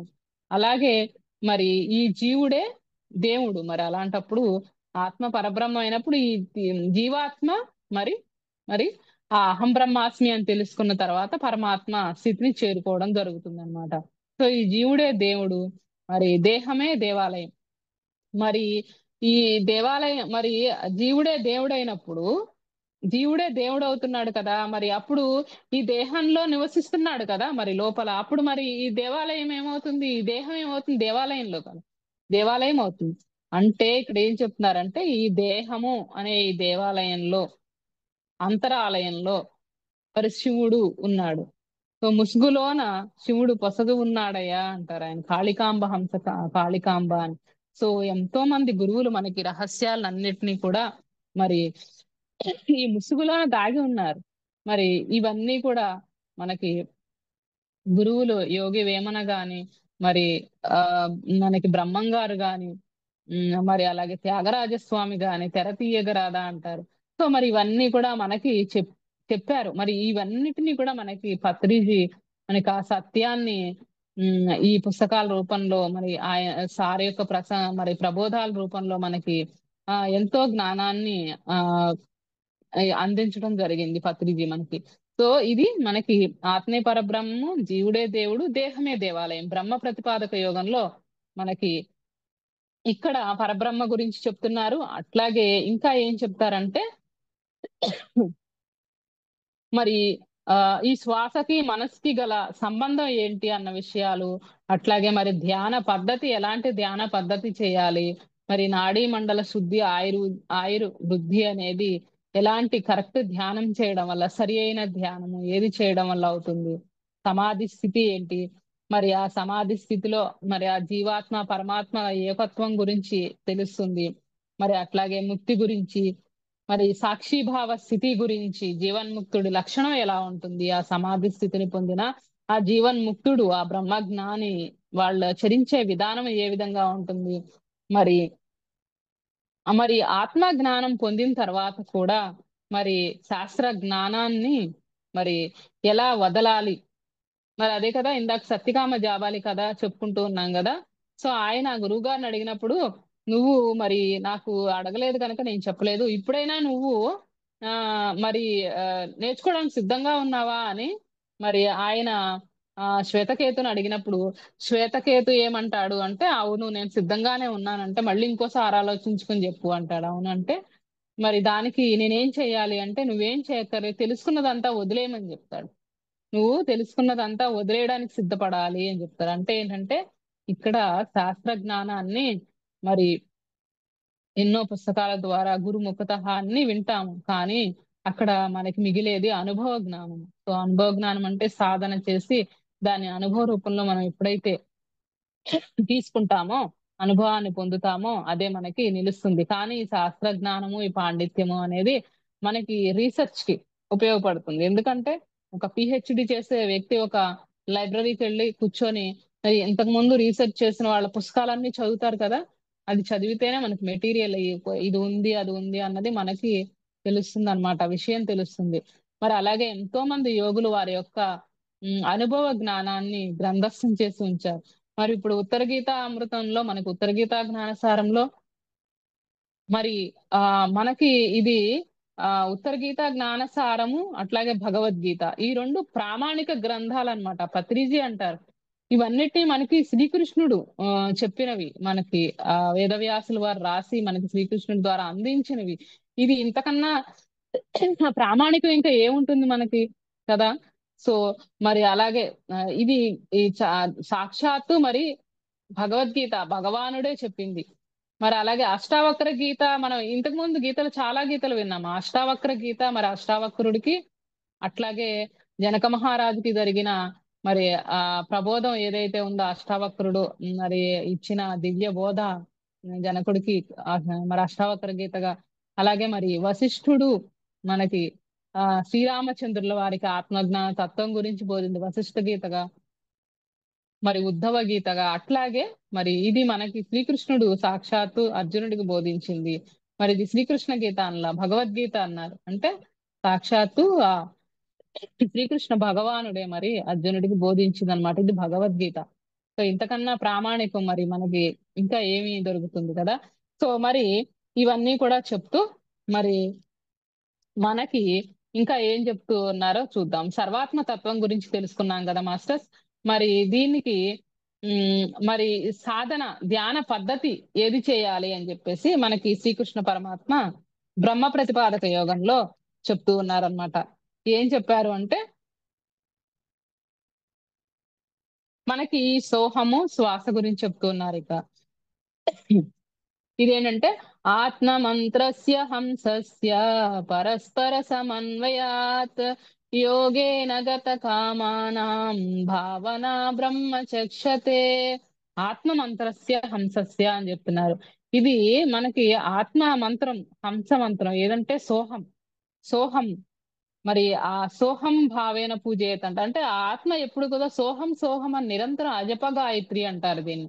సోహం సోహం అని అంటే మనకి ఇప్పుడు ఆత్మజ్ఞానం కలుగుతుందా? మరి సోహం సోహం అని మనం మంత్రం చేస్తే అవుతుందా అంటే, మరి మనకి ఇప్పుడు సంగీతం రావాలంటే, సంగీతం మరి బాగా వచ్చిన మరి ఎవరు సుబ్బలక్ష్మి గారు బాలమురళీ కృష్ణ గారు ఉన్నారు అనుకోండి, వాళ్ళని మనం వాళ్ళ మంత్రం చెప్పిస్తే రాదు, వాళ్ళు ఏం చేశారో ఆ సాధన చేస్తే వస్తుంది మనకి. అట్లాగే క్రికెట్ రావాలంటే మరి సచిన్ టెండూల్కర్ గవాస్కర్ మరి మన వాళ్ళ మంత్రం చెప్పిస్తే రాదు. సో ఇక్కడ కూడా అలాగే మరి ఆత్మ మంత్రము ఏదైతే ఉందో సోహం అంటే సోహం అని నిరంతరము మరి ఆ జీవుల్లో మరి ఆ అజప గాయత్రి ఏదైతే ఉందో ఆ శ్వాస రూపంలో మరి అది జరుగుతూనే ఉందన్నమాట. సో ఆ పరబ్రహ్మమే నేను అన్న విషయము ఈ ఆత్మకి తెలుసు. మనకి పత్రిజీ చెప్తారు 5 ఫింగర్స్ కాన్సెప్ట్ లో. ఎటొచ్చి ఈ ఆత్మని పరమాత్మతో కలవకుండా అడ్డుపడే విలన్ ఏదంటే మనసు. సో ఆ రావణాసురుడే మనసు. సీతాదేవిని మరి ఆ రాముణ్ణి ఇద్దరిని కలవకుండా విడిపిగా పెట్టింది ఎవరు? మనసు స్థితి. అది ఏంటంటే ఆ విలన్ ఎప్పుడు అడ్డుపడుతూనే ఉంటుంది. సో ఆ మనసుని ఎప్పుడైతే స్థిమితం చేస్తామో, దాన్ని సున్నా చేస్తామో, మరి అప్పుడు ఇక్కడ హంస అని చెప్తున్నారు కదా, మనకి హింస చూడో హంస పకడో అని మనకి పిఎస్ఎస్ఎం మెయిన్ మోటో ఏదైతే ఉందో, మరి ఇక్కడ హింస వదిలిపెట్టాలి, హంస పట్టుకోవాలి. ఇక్కడ హంస అంటే శ్వాస అంటున్నారు అనమాట. దాన్ని తిరగేస్తే సోహం. ఇక్కడ హంసలో హ అంటే పరబ్రహ్మం ఏదైతే పరమాత్మ, అలాగే సా అంటే జీవాత్మ. సో మధ్యలో ఉన్న సున్నా ఏదైతే ఉందో హంస, అది మరి శూన్యం అన్నమాట. మనోశూన్యం చెయ్యాలి అంటే మరి ఈ జీవాత్మే, ఈ ఆత్మ, జీవాత్మ ఏదైతే ఉందో ఈ పరమాత్మ అన్న సత్యాన్ని తెలుసుకో. జీవాత్మ అంటే ఏంటంటే అన్ని జీవుల్లో ఉన్న పరిమితమైన నేను. ఇప్పుడు ఆత్మే పరబ్రహ్మం అనుకున్నాము అంటే ఏంటి? అపరిమితమైన నేను కొంచెం కుదించుకుని నేనుగా వచ్చాను. ఇప్పుడు ఒక స్పేస్ ఉంది, ఒక బయట ఖాళీ స్థలం ఉంది, దాంట్లో ఖాళీగా శూన్యంగా ఉన్న స్థలంలో ఒక ఇల్లేసాం, గోడలు కట్టి పైకి పెట్టి ఇవన్నీ పెట్టి. అంటే అక్కడ పరిమితం చేసాం అనమాట. ఆ ప్లేస్ ఇది నేను అని అనుకుంటున్నాం అక్కడ. సో అలాగే మళ్ళీ ఆ గోడలన్నీ తీసేస్తే ఏమవుతుంది?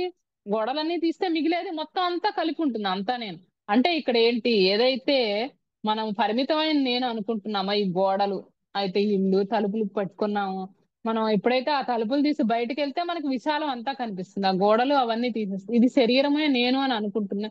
జీవాత్మ అంటే పరిమితమైన నేను అని చెప్తారు పత్రిజీ.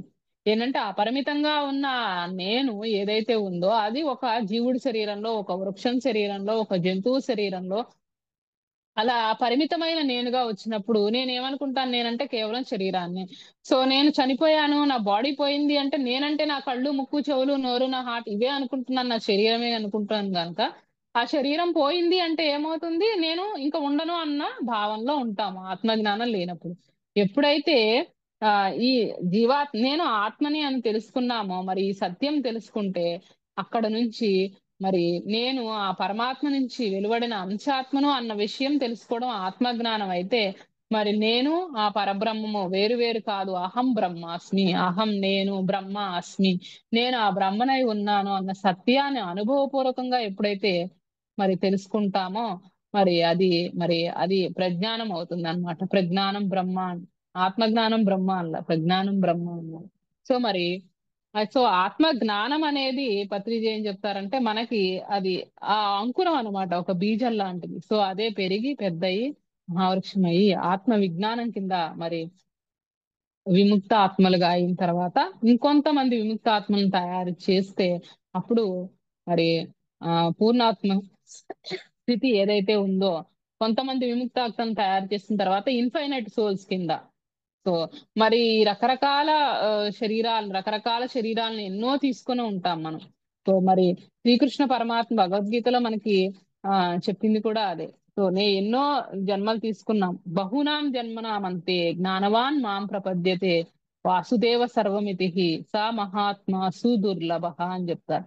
అంటే ఏంటంటే బహునాం జన్మనామంతే ఎన్నో జన్మలు తీసుకున్నాం, ఒక్కో జన్మలో ఒక్కొక్కలాగా. శైశవాత్మ, బాల్యాత్మ, అలాగే మరి తర్వాత యవనాత్మగాను, ప్రౌఢాత్మగాను, అక్కడ నుంచి వృద్ధాత్మగా ఈ ఓల్డ్ సోల్స్ కింద అక్కడ జ్ఞానం కోసం తపించి ఒక ముముక్షుగా జిజ్ఞాసుగా మారి అక్కడ నుంచి మరి ఆత్మతత్వాన్ని గురించి తెలుసుకోవాలనే ధ్యాన సాధన మొదలుపెట్టి మరి అక్కడ నుంచి విముక్తాత్మగా ఓల్డ్ సోల్ అంటే మరి వృద్ధాత్మగా అయిన తర్వాత అక్కడ నుంచి మరి ఒక విముక్తాత్మగా మారి మరి అక్కడ నుంచి పరమాత్మ స్థాయికి ఎదగాలి అంటే మరి ఆ జ్ఞానాన్ని అంతటినీ కూడా మరి ఇంకొంతమంది ఎవరైతే ఓల్డ్ సోల్స్ విముక్తి కావాలి అని పరితపించే ఆత్మలకి మరి జ్ఞానబోధ చేసి వాళ్ళకి గమ్యం చూపుతారో మరి అప్పుడు పరమాత్మ స్థాయికి వెళ్ళడం జరుగుతుంది బుద్ధుడు. అంటే ఏంటంటే ఒక మూలాధార చక్రంలో ఉన్న మనిషి అక్కడ నుంచి ఒక బుద్ధుడు స్టేజ్కి వెళ్లే వరకు కూడా మరి ఇవన్నీ కూడా స్టేజెస్ ఉంటాయి అన్నమాట. సో బహూనాం జన్మనామంతే జ్ఞానవాన్ మాం ప్రపద్యతే వాసుదేవ సర్వమితి సా మహాత్మ సుదుర్లభ అని. అలాంటి గురువులు మరి దొరకటం చాలా కష్టమే. మరి మరి అలాంటి గురువుల్ని మరి వాళ్ళు చెప్పిన జ్ఞానాన్ని ముఖతః మరి విని అర్థం చేసుకొని శ్రవణం మననం చేసుకొని నిధిధ్యాసనం చేసుకొని మరి అప్పుడు ఆ సాక్షాత్కారం సాధన ద్వారా చేసుకోవాల్సి ఉంటుందన్నమాట. అలాగే మనుష్యాణం సహస్రేషు కశ్చిత్ యతతి సిద్ధయేత్ యతతామపి సిద్ధాన కశ్చిన్ మాం వేతి తత్వతః అంటారు. అంటే చాలా మంది మనుషులు మరి ఆత్మజ్ఞానం కోసం ఎంతో మందిలో ఎవరో ఒక్కళ్ళు కొంతమంది పరితపిస్తే మరి అందులో మరి కశ్చిన్ మాం వేతి తత్వతః అంటారు. అంటే ఆ తన్ను తను తెలుసుకోగలిగిన వాళ్ళు, తను తను తెలుసుకోవడం అంటే ఆత్మజ్ఞానం తెలుసుకోవడం. నేను ఆత్మని, నేను అలాగే సర్వాత్మ నుంచి వచ్చిన ఒక అంశాత్మని, అలాగే మరి నేనే ఒక పూర్ణాత్మ అన్న సత్యాన్ని తెలుసుకోవడం అన్నమాట. ఆ జీవాత్మ పరమాత్మల అభేదం ఏదైతే ఉందో ఏకత్వాన్ని గురించి తెలుసుకోవడం అన్నమాట. సో అప్పుడు ఈ జనన మరణ చక్రం నుంచి విడువటం అనేది జరుగుతుంది అనమాట. అప్పటి వరకు ఈ జనన మరణ చక్రాల్లో మరి తిరుగుతూ ఉండవలసిందే. సో మరి ఇక్కడ ఏం చెప్తూ ఉన్నారు? ఆత్మ మంత్రస్య హంసస్య పరస్పర సమన్వయాత్ యోగేన గత కామానాం భావన బ్రహ్మచక్షతే. సో మరి జీవి నిరంతరం జపిస్తూ ఉన్న ఆత్మ మంత్రం ఏదైతే ఉందో సోహం అంటున్నాం కదా. సోహం అంటే సోహం ఆ పరబ్రహ్మమే నేను అని ఆత్మ ఎప్పుడు పరితపిస్తూనే ఉంటుంది. ఈ ఆత్మకి తెలుసు ఆ పరబ్రహ్మమే నేను అని. ఎలాగో మనసే అడ్డుపడుతుంది. సో ఆ మనసు అడ్డుపడకుండా ఉండాలి అంటే మరి ఏం చేయాలి? ముళ్ళును ముళ్ళుతోనే తీయాలి, మరి వజ్రాన్ని వజ్రంతో కొయ్యాలి అన్నట్టు మరి ఆ మనసుకి శ్వాసకి రెండిటికి అవినాభావ సంబంధం ఉంది. సో ఎప్పుడైతే ఆ శ్వాసని గమనిస్తూ గమనిస్తూ ఉంటామో మనసు చక్కగా నెమ్మదయ్యి మరి ఒక ప్రశాంత నిశ్చల స్థితికి వస్తుందో, మరి ఏ వేవ్స్ లేకుండా తటాకము ఇలా రిపుల్స్ ఎక్కువగా ఉన్నాయి అనుకోండి, మనం చూడగలుగుతామా రిపుల్స్ ఎక్కువగా ఉన్న దాంట్లో? అలాగే ఆ వాటర్ పెట్టాము, బాయిల్ అయిపోతున్నాయి వాటర్. బాయిల్డ్ వాటర్ లో మనం చూసుకోగలుగుతాం ఏదైనా? మన రిఫ్లెక్షన్ ఉండదు. అది కుత ఉడుకుతూ ఉంటే బబుల్స్ వస్తూ ఉంటే అలాగే రిపుల్స్ వస్తూ ఉంటే మనము కనిపించము, ఆత్మ తెలియదు అందులో. ఎప్పుడైతే ప్రశాంతం అవుతూ ఉందో సో ఆ ప్రశాంతమైన ఆ తటాకంలోనే చంద్రబింబం కనిపిస్తుంది అంటారు. సో అట్లాగా మనకి ఆ ఆత్మ ప్రతిబింబించాలి అంటే, మనకి సత్యాన్ని తెలుసుకోవాలంటే మనసు కామ్ అయిపోవాలి, నిశ్చల స్థితికి రావాలన్నమాట. సో మరి ఇక్కడ ఏం చెప్తున్నారు? ఎందుకంటే ఈ ప్రాణవాయువే గనక మనకి ఈ శ్వాస ఏదైతే ఉన్నంత వరకే మనకి జీవం అనబడుతుంది. సో ఆ శ్వాస లేకపోతే నిర్జీవమే కదా. జీవం ఎప్పుడైతే ఉంది, శ్వాస ఎప్పుడైతే ప్రాణం ఉండాలి అంటే శ్వాస ఉండాలి, అదే జీవన పడుతుంది. శ్వాస పోతే నిర్జీవే కదా. సో ఆత్మ మంత్రము హంసకి శ్వాసకి ఆ పరస్పర సంబంధం గురించి, ఆత్మ మంత్రస్య హంసస్య పరస్పర సమన్వయాత్ యోగేన గత కామానాం భావన బ్రహ్మచక్షతే. చూడండి ఎంత అద్భుతంగా చెప్పారు. అందుకే మనకి పత్రిజీ మనకి సాధనా ప్రకరణం నెక్స్ట్ దగ్గరకు వచ్చేసరికి శ్వాసే గురువు, సమయమే సాధన, సహనమే ప్రగతి, అనుభవమే జ్ఞానము అని ఇచ్చారు 4 నెక్స్ట్. సో మరి మనం ఆ స్థితికి చేరుకోవాలి, వాటిని తెలుసుకోవాలి అంటే మనం ఏం చేయాలి అంటే సాధన చేయాలి. సో సాధనా ప్రకరణలో ఏం చెప్పారు? శ్వాసే గురువు అని చెప్పారు. మన శ్వాసే మన గురువు. మరి మన శ్వాస దగ్గర మన గురువు దగ్గర మనం వినయంగా కూర్చున్నప్పుడు మన శ్వాస దగ్గర మరి మనకి ఆ సత్యం తెలుస్తుంది. ఎట్లా కూర్చోవాలి? గురువు దగ్గర సహనంతో కూర్చోవాలి, సమయాన్ని పెట్టాలి. సమయాన్ని పెట్టకుండా మరి షిరిడి సాయిబాబా దగ్గరకు వచ్చి అదేదో ఆత్మజ్ఞానం అంటున్నారు, అది ఇచ్చేసేయండి తొందరగా నేను వెళ్ళిపోతానంటే ఆయన వెళ్ళమంటారు. సో అట్లా సమయాన్నే పెట్టకుండా నాకు ఇన్స్టెంట్ గా రావాలంటే రాదు కదా. ప్రతిదీ తొందరగా వచ్చేయాలన్న ఎక్కడైతే ఉందో నేను నాది, నాకు తొందరగా వచ్చేయాలి, ఈ అహంకారం మమకారాలు ఇవన్నీ ఏవైతే ఉన్నాయో అవన్నీ పనికిరావు. ఆత్మ జ్ఞానం తెలుసుకోవాలంటే సమయాన్ని వెచ్చించాలి, సహనంగా కూర్చోవాలి. సమయమే సాధన, సహనమే ప్రగతి. సో మనం ఎట్లా కూర్చోవాలి? సమయాన్ని పెట్టుకోవాలి, సహనంగా కూర్చోవాలి. సో మరి అది కొంత టైం పడుతుంది. అన్నం ఉడకాలి అంటే టైం పడుతుంది. అన్నమే పరబ్రహ్మ స్వరూపం అన్నారు, బియ్యం పరబ్రహ్మ స్వరూపం అనలేదు కదా. సో ఉడకాలి, అక్కడ అన్నం తయారవ్వాలి, బియ్యం తయారవ్వాలి అన్నంగా అంటే దానికి కొంత టైం పడుతుంది. మనం పెట్టిన ఆ రైస్ని బట్టి, ఆ క్వాంటిటీని బట్టి, మరి ఆ శక్తి మనకి అది ఏదైతే మన శరీరంలో కూడా మనం చేసుకున్న అది వరకు ఉన్న మరి ఏమి కర్మలు ఉన్నాయో బ్లాక్స్ అన్నీ కూడా మరి పోవాలి అంటే ఆ శరీరంలో నుంచి కొంత టైం అనేది పడుతుంది. ఆ శరీరం మరి ఆ అగ్ని జ్వలించినప్పుడే ఆ కర్మలన్నీ దగ్ధం అవుతాయి అన్నమాట. ఆ దగ్ధం అవ్వాలి అంటే ఉడకాలి. సో ఆ ఉడికేటప్పుడు మరి ఆ సహనంతో కూర్చోవాలన్నమాట. ఒళ్ళు నొప్పులు వస్తాయి, తలనొప్పులు వస్తాయి. మరి వచ్చినప్పుడు నాకు అమ్మో వస్తున్నాయి, ఇవన్నీ ఎక్కువైపోతున్నాయి అని చెప్పేసి వదిలేస్తా. మళ్ళీ ఏమవుతుంది, మొదలు మళ్ళీ మొదలుకి ఎప్పటికప్పుడు మొదలు చేసుకుంటూ ఉంటాం. సో మనం ఎప్పుడైతే మరి సహనంతో శ్రద్ధతోటి సమయాన్ని వెచ్చించి కూర్చున్నప్పుడు మనకి అనుభవం వస్తుంది, ఖచ్చితంగా వస్తుంది అనుభవం. ఒక రైతు విత్తనం వేస్తే పంటకి అది వెంటనే వచ్చేసి పండు అయిపోదు కదా. మనకి ఆ పండు రావడానికి టైం పడుతుంది కదా. ఆ విత్తనం మొలకెత్తాలి, మొలకెత్తి చెట్టు అవ్వాలి, చెట్టు అయిన తర్వాత మరి పువ్వులు రావాలి, దాంట్లో నుంచి కాయ రావాలి, కాయ పండు అవ్వాలి. మరి దానికి సమయం కావాలి, అన్నం ఉడకడానికి సమయం కావాలి. సో ఆ సమయం కావాలి గనక మనం సహనంతో వేచి చూస్తే మరి పంట పండుతుంది ఖచ్చితంగా. పంట పండుతుంది, అలాగే అనుభవం అనే జ్ఞానం అనేది వస్తుంది. దానికి సహనమే ముఖ్యము అని మనకి సాధనా ప్రకరణలో చెప్పడం జరిగింది. సో ఇక్కడ కూడా ఏం చెప్తున్నారు, ఇంకెంత అద్భుతం మనకి పత్రిజీ ఈ సారాన్ని మొత్తాన్ని ఉత్తర గీతా సారము, భగవద్గీత సారము, ఉపనిషత్తు అన్నిటినీ కలిపి చక్కగా జ్ఞాన నవరత్నాల్లో మనకి ప్రతిరోజు కూడా ప్రతి ఒక్కళ్ళు ఎక్కాలు చదివినట్టు అవి గుర్తు పెట్టుకొని చదువుతూ ఉండండి అని చెప్తారు సార్ అన్నమాట. గుర్తు తెచ్చుకోండి అని చెప్తారు ఆ కాన్సెప్ట్ లో. సో ఏంటంటే అది మనం గుర్తు తెచ్చుకుంటూ ఉన్నప్పుడు మనకి సాధన, మనకి ఒక పరమావధి ఇప్పుడు చెప్పారు కదా, జీవితంలో పరమావధి ఏంటి అంటే అవి తెలుసుకోవడం. మరి మనకి పత్రిజీ జ్ఞాన నవరత్నాల్లో ఇచ్చింది కూడా అదే కదా. సో ఆ సారం మొత్తం మనకి చక్కగా పత్రిజీ ప్రతి దాన్ని కూడా మనకి రీసెర్చ్ చేసి దాన్ని అనలైజ్ చేసి ఎంత అద్భుతంగా మనకి అందించారు అంటే నిజంగా మనము ఎన్ని శతకోటి కృతజ్ఞతలు చెప్పుకున్నా తక్కువే. మరి ఈ శ్వాస రహస్యాన్ని కూడా మరి మనకి ఉత్తర గీతలో ఎంతో అద్భుతంగా హంస, మరి హంస చూడో హంస పకడో అని మెయిన్ మోటో పెట్టారు మనకి పత్రిజీ పిఎస్ఎస్ఎం మూమెంట్, మనకి పిరమిడ్ స్పిరిచువల్ సొసైటీస్ మూమెంట్ లో. సో మరి ఈ హంసకి శ్వాసకి మరి పరస్పర సమన్వయాత్, రెండిటికి కూడా మరి అన్యోన్య సంబంధం ఉంది కనుకనే మరి యోగేన గత కామానాం భావన బ్రహ్మచక్షతే, ఆ పరబ్రహ్మ స్వరూపాన్ని మరి వీటిని చిత్తవృత్తి నిరోధం అనే యోగం చేత మరి గత కామాన్ కోర్కెలు పోగొట్టుకున్న వారి యొక్క మరి ఆ ధ్యానంలో మరి అన్నిటినీ వదిలిపెట్టి ఆ లక్ష్యం అదే అయి ఉండాలి. నాకు వేరే ఏదో కోరికలు కావాలి, ధ్యానం ధ్యానం కోసమే చేయండి అని పత్రిజీ 10 సార్లు చెప్పేది ఎందుకే. సో ఆ లక్ష్యం ఏదేదో పెట్టుకుంటే వస్తాయి, కానీ ఇంకా ఎన్నాళ్ళు చక్రంలో తిరుగుతూ ఉంటాం ఆ కోరికలు పెట్టుకొని. ధ్యానం ధ్యానం కోసమే చెయ్యండి, ధ్యానం యొక్క లోతును తెలుసుకోవడానికి చేయండి, నిన్ను నువ్వు తెలుసుకోవడానికి చేయండి. మరి మనల్ని మనం తెలుసుకోవడంలో భాగమే ఇదంతా కూడా. రమణ మహర్షి కూడా అదే చెప్తారు కదా, నిన్ను నువ్వు తెలుసుకో, అదే అప్పుడు మనం ఆత్మ, మనం మరి ఆ సర్వాత్మ నుంచి వచ్చిన ఆత్మను మనం శివోహం అన్న విషయం మనకు మెల్లిమెల్లిగా తెలుస్తుంది. ఈ హంస ఏదైతే ఉందో పాలని నీటిని ఏం చేస్తుంది, అది వేరు చేసి తనకు కావలసిన పాలన తాగే నీటిని వదిలిపెడుతుందట.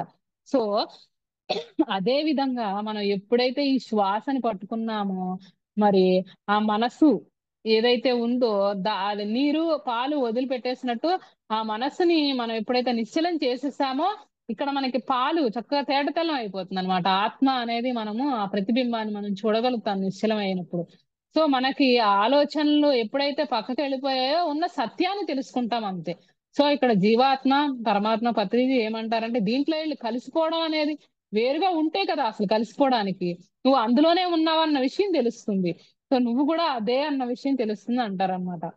సో ఒక మహాసముద్రంలో అంట ఒక పిల్ల చేప తల్లి చేపను అడుగుతుంది, ఏదో మహాసముద్రము ఎక్కడో ఉంటుందట, చాలా పెద్దగా ఉంటుంది ఆ అని చెప్తున్నారు, నువ్వు ఎప్పుడైనా చూసావా అంటుందట.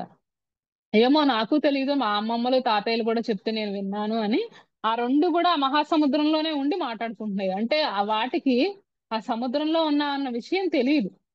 సో అది అది తెలుస్తుంది అనమాట మనకి. ఏంటంటే మనము ఆ సృష్టి ఏదైతే బ్రహ్మాత్మ ఉందో ఆ చైతన్యంలోనే అక్కడే మనం ఉన్నాము అన్న విషయము మనకి ఆ సత్యం అవగతం అవుతుంది. ఎప్పుడైతే ఈ మనసు నిశ్చలం అవుతుందో, మనం ఈ శరీరం కాదు, మనం మనసు కాదు, మనం బుద్ధి కాదు అన్న విషయం తెలిసినప్పుడు, మన ఆత్మ అని తెలిసినప్పుడు, ఈ ఆత్మే పరమాత్మని తనే అనే విషయాన్ని, సత్యాన్ని తెలుసుకుంటుంది అన్నది మన పత్రిజీ 5 ఫింగర్స్ కాన్సెప్ట్ లో చెప్పడం జరిగింది. సో దీనికి అడ్డుపడుతూ ఉన్నది మనసే కనుక మరి సో ఎప్పుడైతే మరి మనసు నిశ్చలం అవ్వాలి అంటే ఈ హంస గుండానే ప్రయాణం చేసి మన ఆత్మను చేరుకోవచ్చు అని శ్వాస ద్వారా జీవుడు పరబ్రహ్మను పొందవచ్చు. మరి బ్రహ్మాత్మను తెలియగోరే ఆత్మజ్ఞాన పరాయణుడు ఏం చేయాలి? ఈ ద్వంద్వాలను విడిచిపెట్టి మరి ఇంద్రియ నిగ్రహం కలిగి కోరికలను విడిచి ఆత్మ ధ్యానంలో నిమగ్నం కావాలి అని చెప్తూ ఉన్నారు శ్రీకృష్ణ పరమాత్మ అర్జునుల వారికి బ్రహ్మ ప్రతిపాదక యోగంలో.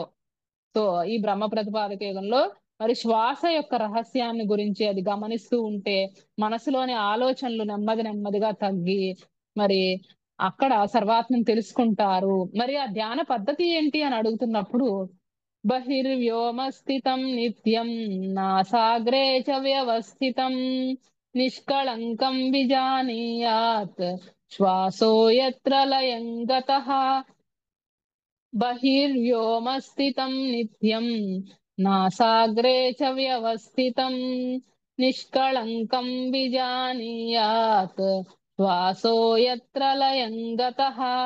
ఇక్కడ ఏం చెప్తున్నారంటే మనకు భగవద్గీతలో కూడా చెప్పారు. ఏంటి సాధన ఎలా చేయాలి? సమంకాయ శిరోగ్రీవం భారయన్న చలం స్థిర సంప్రేక్ష నాసికాగ్రం స్వం దిశశ్చానవలోకయన్ అని చెప్తారు. అంటే ఏంటంటే స్థిరంగా శరీరాన్ని మరి తలను మెడను సమానంగా స్థిరంగా నిలుపుకొని కదలకుండా కూర్చొని శిరసుఖాసనంలో దిక్కులు చూడకుండా మన యొక్క మరి దృష్టి నాసికాగ్రం అని చెప్తున్నారు. ఇక్కడ నాసికాగ్రం అంటే చాలా మంది ఇది అగ్రం అనుకుంటారు.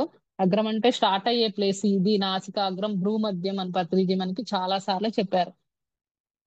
సో ఇక్కడ ఏం చెప్తున్నారంటే బహిర్వ్యోమస్థితం నిత్యం నాసాగ్రే చ వ్యవస్థితం నిష్కళంకం విజానీయాత్ శ్వాసో యత్ర లయం గతః.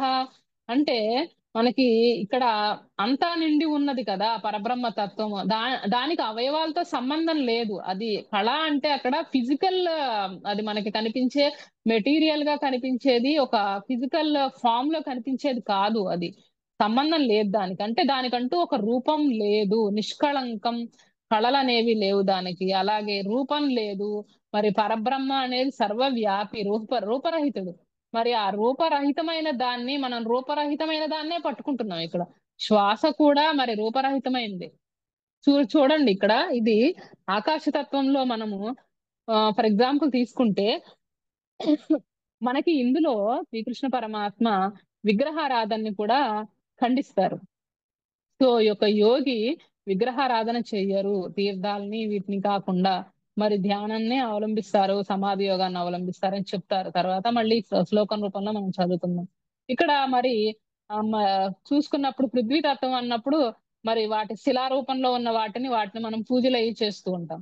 సో మరి అట్లాగే పూజలు, అలా తర్వాత మరి స్తోత్రము, మరి జపము, మరి ఆ తర్వాత మరి అలాగే ధ్యానము అని మనం చెప్పుకుంటూ ఉన్నాం కదా.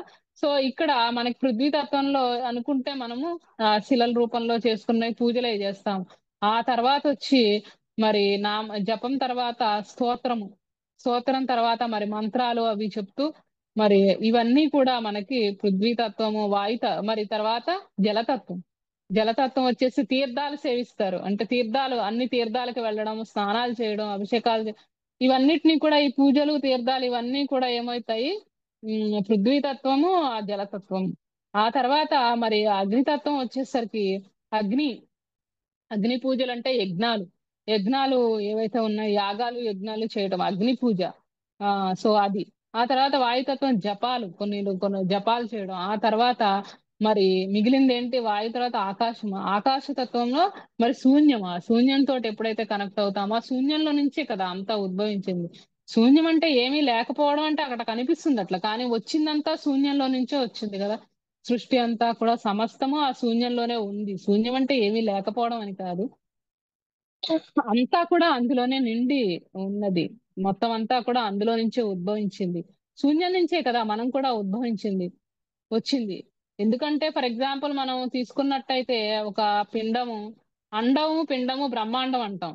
సో అండము వచ్చేసి మనకి అండం తయారవుతుంది మరి ఆ గర్భంలో తయారైన అప్పుడు అంతకు ముందు ఖాళీ ప్లేసే కదా అది.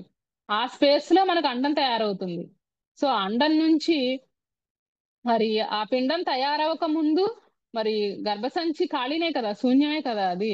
సో ఆ ఖాళీ స్పేస్ లో మరి పిండం ఆక్రమిస్తుంది. మరి ఆక్రమించింది పిండము అంటే మీనింగ్ ఏంటి? దాన్ని నింపుకుంది, అది శూన్యాన్ని తనలో నింపుకుని అక్కడ ఒకటి ఫామ్ అయింది. అంటే మనం కూడా శూన్యంలోంచి ఫామ్ అయిన వాళ్ళమే కదా. మన శరీరంలో కూడా అణువుల అణువుల మధ్యలో కూడా స్పేస్ ఉంటుంది, అన్ని చోట్ల స్పేస్ ఉంటుంది. సో ఇక్కడ ఒక శూన్యంలో ఒక స్పేస్ వచ్చింది అంటే ఆ స్పేస్ ని అది ఆక్రమించుకుంది. సో అక్కడ అది లేకపోవడం కాదు, ఏమీ లేకపోవడం, ఉన్న దాంట్లో ఆ ప్లేస్ లో అది ఆక్రమించుకొని ఉందన్నమాట. సో అక్కడ సో ఇక్కడ ఏంటంటే మరి ఆ బ్రహ్మాండం కూడా అంతే. ఆ ఎప్పుడైతే ఆ ఆత్మ వచ్చి చేరుతుందో అందులో మరి ఆ కదలిక ఆ చైతన్యం వచ్చి చేరుతుందో అది ఆ బ్రహ్మాండంలో మరి బ్రహ్మాత్మ అవుతుంది అనమాట. సో మనం ఇక్కడ జీవుల్లో వచ్చింది జీవాత్మ అయింది, ఆ బ్రహ్మాండంలో ఆత్మ వచ్చి ఎప్పుడైతే ఉందో బ్రహ్మాత్మ అవుతుంది అనమాట. సో అట్లా మరి ఇక్కడ మనకి ఇక్కడ ఏం చెప్తున్నారంటే మనసును స్థిరంగా అలా నిలిపినప్పుడు మరి మన శ్వాస భూమధ్యంలో స్థితం అవుతుంది. అక్కడ మరి తదేక మనం ఆటోమేటిక్ గా స్థితం అవుతుంది. ఇక్కడ మనకి శ్వాసని మనం శ్వాసని గమనిస్తూ గమనిస్తూ ఉన్నప్పుడు మనకి ఈ శ్వాస ఎక్కడ ఆగుతుంది అంటే ఇక్కడ భూమధ్యంలో ఆగుతుంది. సో ఈ భూమధ్యంలో శ్వాస ఆగినప్పుడు ఆటోమేటిక్ గా మన దృష్టి అనేది అక్కడ కేంద్రీకృతం అవుతుంది అని చెప్తున్నారు. మనం ప్రత్యేకంగా దాని మీద నిలపక్కర్లేదు. ఆలోచన రహిత స్థితిలో ఆటోమేటిక్ గా అక్కడ మనకి దృష్టి నిలుపుతాం అన్నమాట. శ్వాస ఎక్కడ లయం అవుతుందో అక్కడ మరి ఇక్కడ అంటున్నారు కదా, శ్వాస ఎత్రో లయం గతః, శ్వాస ఎత్ర లయం గతః. భూమధ్యంలో అంటే ఎక్కడ లయం అవుతుంది శ్వాస, ఇక్కడ లయం అవుతుంది. సో తీసుకొని వదిలినప్పుడు ప్రతిసారి ఆ సైకిల్ ఇక్కడ లయం అవుతుంది. సో అక్కడ ఆ నాసికాగ్రంలో ధ్యానించాలని శ్రీకృష్ణ పరమాత్మ చెప్తున్నారు. దాన్ని ఎలా గమనిస్తావు నువ్వు శ్వాసని? మరి అంటే పుటద్వయ వినుర్ముక్తో వాయుర్యత్ర విలీయతే తత్ర సంస్థం మనః కృత్వా తం ధ్యాయేత్ పార్థ ఈశ్వరం. పుటద్వయ వినుర్ముక్తో వాయుర్యత్ర విలీయతే తత్ర సంస్థం మనః కృత్వా తం ధ్యాయేత్ పార్థ ఈశ్వరం. అంటే ఇక్కడ ఏం చేస్తున్నారు, పార్థ ఏం చెప్తున్నారంటే పార్థ మరి ఈశ్వరుని నువ్వు దర్శించాలంటే ఎక్కడ ఎట్లా దర్శిస్తావు అంటే ధ్యాన విధానంలో మరి ధ్యాన పద్ధతి చెప్తూ ఉన్నారు మనకి. బ్రహ్మ ప్రతిపాదక యోగంలో శ్రీకృష్ణ పరమాత్మ అర్జునుల వారికి మరి అర్జునుడు అడిగాడు కదా, నేను ఎలా దర్శిస్తాను, నాకు దానికి మార్గం చెప్పు, నేను ఎలా చేయాలి దాని ధ్యానం అన్నప్పుడు ఆ ధ్యాన పద్ధతిని మనకి ఇక్కడ శ్రీకృష్ణ పరమాత్మ వివరిస్తూ ఉన్నారు. పుటద్వయ వినిర్ముక్తో వాయుర్యత్ర విలీయతే తత్ర సంస్థం మనః కృత్వా తం ధ్యాయేత్ పార్థ ఈశ్వర. ఎక్కడ పుటద్వయం అంటే ఈ రెండు నాసికా పుటాల నుండి విడువబడిన బయటకు వచ్చిన అలాగే విడువబడింది లోపలికి వచ్చిన గాలి ఈ శ్వాస ఎక్కడ కలుస్తుంది భూమధ్యంలో. అక్కడ మనసు నిలిపి తర్వాత మనం ధ్యానం చేయాలి అని చెప్తున్నారు అన్నమాట. మరి ధ్యానంలో అంతర్ముఖమయ్యి రెండు నాసికా రంధ్రాల గుండా లోపలికి ప్రవేశిస్తున్న గాలి అలాగే బయటికి విడవబడే గాలిని గమనిస్తూ గమనిస్తూ ఉండటమే. గమనిస్తూ ఉంటే నెమ్మదిగా శ్వాస రెండు కనుబొమ్మల మధ్య భూమధ్యంలో లయం అవుతుంది. అక్కడే చూపు కూడా లయం అవుతుంది. మరి ఆ మనసులోని ఆలోచన నెమ్మది నెమ్మదిగా ఎప్పుడైతే ఉపశమించి మనస్సు ఆలోచన రహిత స్థితి అయితే అప్పుడు ఆ మనసుని కూడా భూమధ్యంలోనే లీనం చేసి ధ్యాన సాధన కొనసాగిస్తే ఏమవుతుంది, ఇంద్రియ వ్యాపారాలు ఏవైతే ఉన్నాయో మనకి అవి అంతర్ చైతన్యంలో ప్రకటితం అవుతుంది. అంతర్దృష్టితో ఆ పరమాత్మ మనకి స్వరూపానికి వా- కనిపిస్తుంది అని చెప్పి చెప్తూ ఉన్నారనమాట. సో సో అది మాస్టర్స్ మరి ఈ రోజు మనకి బ్రహ్మ ప్రతిపాదిత యోగ నుంచి కొన్ని శ్లోకాలు చెప్పుకున్నాము. అలాగే రేపు ఇంకొన్ని శ్లోకాల గురించి మళ్ళీ చెప్పుకున్నాం మాస్టర్స్. సో అప్పటి వరకు నాకు ఈ అవకాశం ఇచ్చినందుకు బ్రహ్మాస్ టీవీ బ్రహ్మాస్ ఛానల్ వారికి అలాగే జూమ్ మాస్టర్స్ అందరికీ కృతజ్ఞతలు. అలాగే మరి బ్రహ్మర్షి పితామహ పత్రిజీకి అనంతకోటి ఆత్మ ప్రణామాలు కృతజ్ఞతలు తెలియజేస్తున్నాను. Thank you so much. Madam చాలా నమస్తే మేడం. చాలా చక్కగా మీరు వివరించారు మేడం. నిజంగా ఆ పత్రి సార్ ఏదైతే చెప్పారో కానీ అది అప్పుడు మేము అందరూ చాలా మందికి ఈ విషయాలు తెలియదు కదా మేడం. ఈ రోజు మీరు Yes. ఈ శ్రీకృష్ణామృతం ద్వారా ఎంత చక్కగా ఎంత గొప్పగా ఆ జ్ఞానాన్ని అందించారంటే నిజంగా నవనీత ధర్మాలు చక్కగా చెప్పారు మేడం. ఒకటి నేను అంటే కొంచెం వినలేదు, కొంచెం అది అన్నారు కదా, ఇప్పుడు వాయుతత్వం అగ్నితత్వం అదే అన్నారు కదా, అదొకసారి చెప్తారా మేడం? అదే ఓకే మేడం. మనకి ఆ ఏంటంటే ఇప్పుడు పూజ కోటి సమం స్తోత్రం, స్తోత్రకోటి సమో స్తోత్రకోటి సమో జపకోటి సమో లయ, జపకోటి సమో ధ్యానము, ధ్యానకోటి సమో లయ అని చెప్తారు ఇక్కడ ఉత్తర గీతలో. అంటే మనము ఎన్నో పూజలు కోటి కోటి పూజలు చేస్తే అది ఒక స్తోత్రానికి సమానం. కోటి స్తోత్రాలు అలాంటివి చేస్తే మరి ఒక జపానికి సమానం అయితే, మరి కోటి జపాలు ఒక ధ్యానానికి, మరి కోటి ధ్యానాలు ఒక లయానికి సమానం అని చెప్తున్నారు. సో మనకి ఫర్ ఎగ్జాంపుల్ సంవత్సరానికి 365 రోజులు అనుకున్నాం అనుకోండి. సో 365 రోజుల్లో మనకి ఫర్ ఎగ్జాంపుల్ ఒక 100 ఏళ్ళు బతికామనుకోండి, 100 ఏళ్ళలో ఎన్ని అవుతాయి మనకి? లక్ష కూడా కావట్లేదు కదా పూజలు. పూజలు అవ్వవు. అసలు మరి ఎన్ని జన్మలు తీసుకుంటే మరి అవుతాయి పూజలు చేసుకుంటుంటే? మనకు అసలు ఎక్కడ పొందుతాం మనం? అలాగే జపము, అలాగే మరి స్తోత్రము జపము కాకుండా ధ్యానం అనేది చేస్తే మరి కోటి జపాలు ఒక ధ్యానంతో సమానం అయితే, కోటి ధ్యానం కూడా ఒక లయంతో సమానం. అది కూడా మనం దృష్టిలో పెట్టుకోవాలి. సో ధ్యానము అంటే ఆ లయానికి మరి ఒక కోటి ధ్యానాలు చేస్తే చేస్తే చేస్తే గాని మనకు ఒక లయం అనేది రాదు. అలాగే పృథ్వీ తత్వం అంటే ఇప్పుడు మరి శిల, మరి ఏదైతే మనం తయారు చేస్తున్నామో అది భూతత్వం కింద మనం తీసుకున్నాం అనుకోండి, అది భూతత్వం కిందకు వస్తుంది. మూలాధారం అన్నమాట. శైశవాత్మలు ఏవైతే ఉన్నాయో అప్పుడే చిన్నపిల్లలు బొమ్మలతో ఆడుకుంటూ ఉంటాం కదా, సో అట్లా అట్లా ప్రాథమిక దశలో ఉన్న వాళ్ళకి, అంటే పూర్తిగా ప్రాపంచికంగా ఉన్న వాళ్ళకి, వాళ్ళని ఆధ్యాత్మికంగా కూడా మనం దృష్టి అంటే చెప్పడానికి దానికి, అంటే ఇది ప్రాపంచిక జీవితం ఒకటే కాదు, ఆధ్యాత్మికం కూడా ఉన్నది, తెలుసుకోవాల్సింది ఉన్నది అని చెప్పడం కోసం ఆ పూజలు. అలాగే జలతత్వం ఏదైతే ఉందో అది ఏంటంటే వాటర్ కదా, అది తీర్థాలు, అన్ని తీర్థాల దగ్గరికి వెళ్ళి వాళ్ళు స్నానాలు అవి చేస్తూ ఉంటారు కదా, నదుల్లోను వాటిలోను కూడా స్నానాలు చేయడం. సో వీటికి సంబంధించినవి అన్నమాట. ఇది మూలాధారం స్వాధిష్టానంలోకి వస్తుంది. అలాగే ఆ తర్వాత మరి అగ్నితత్వం దగ్గరకు వచ్చేసరికి యజ్ఞాలు యాగాలు ఏవైతే ఉన్నాయో, మరి యజ్ఞాలు చేస్తూ ఉంటారు కదా, అగ్ని పూజ అంటారు. సో అది అట్లా మనము అగ్నితత్వం అని చెప్పుకోవచ్చు. అలాగే మరి జపం ఏదైతే చేస్తున్నారో అది నోటితోటి ఆ వాయుతత్వం ఏదైతే ఉందో ఆ జపం చేయడము.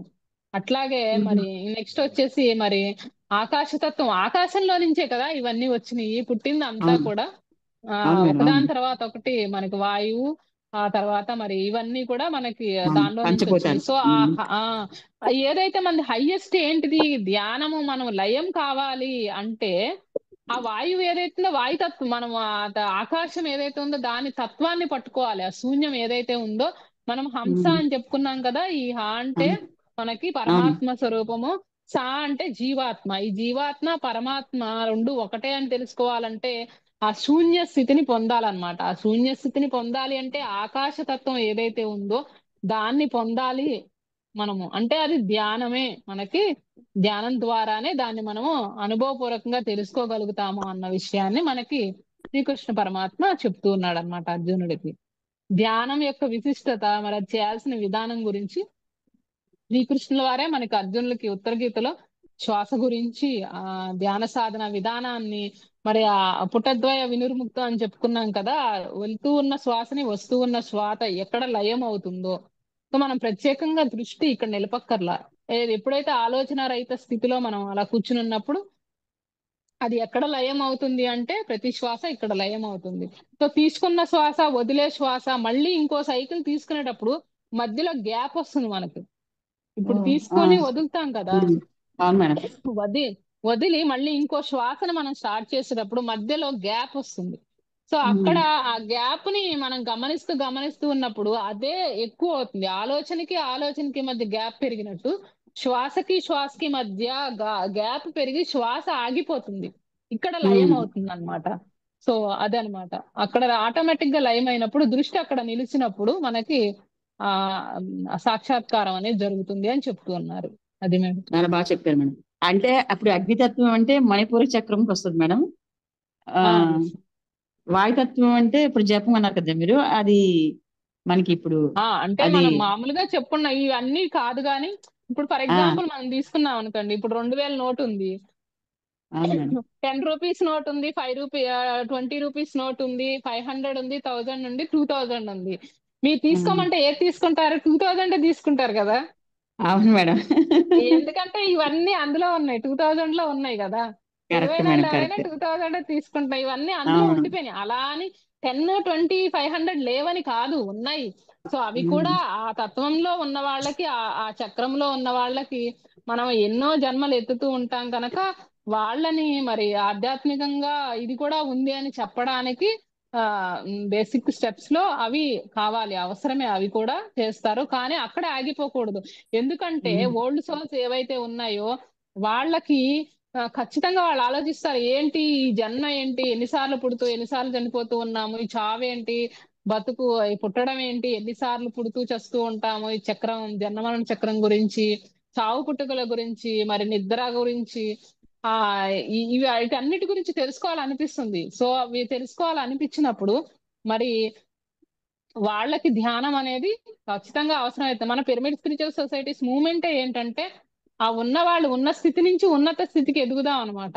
సో వాళ్ళు రజోగుణంలో ఉంటే రజోగుణం నుంచి సాత్వికంలోకి వస్తారు, సాత్వికం ఉంటే సాత్వికం నుంచి మరి శుద్ధ సాత్వికం నిర్గుణంలోకి, అట్లాగే మరి ఒక ఆత్మజ్ఞాని నుంచి మరి ప్రజ్ఞానంలోకి, ప్రజ్ఞానంలోంచి మరి విజ్ఞానంలోకి రావడం అనేది జరుగుతుంది అనమాట.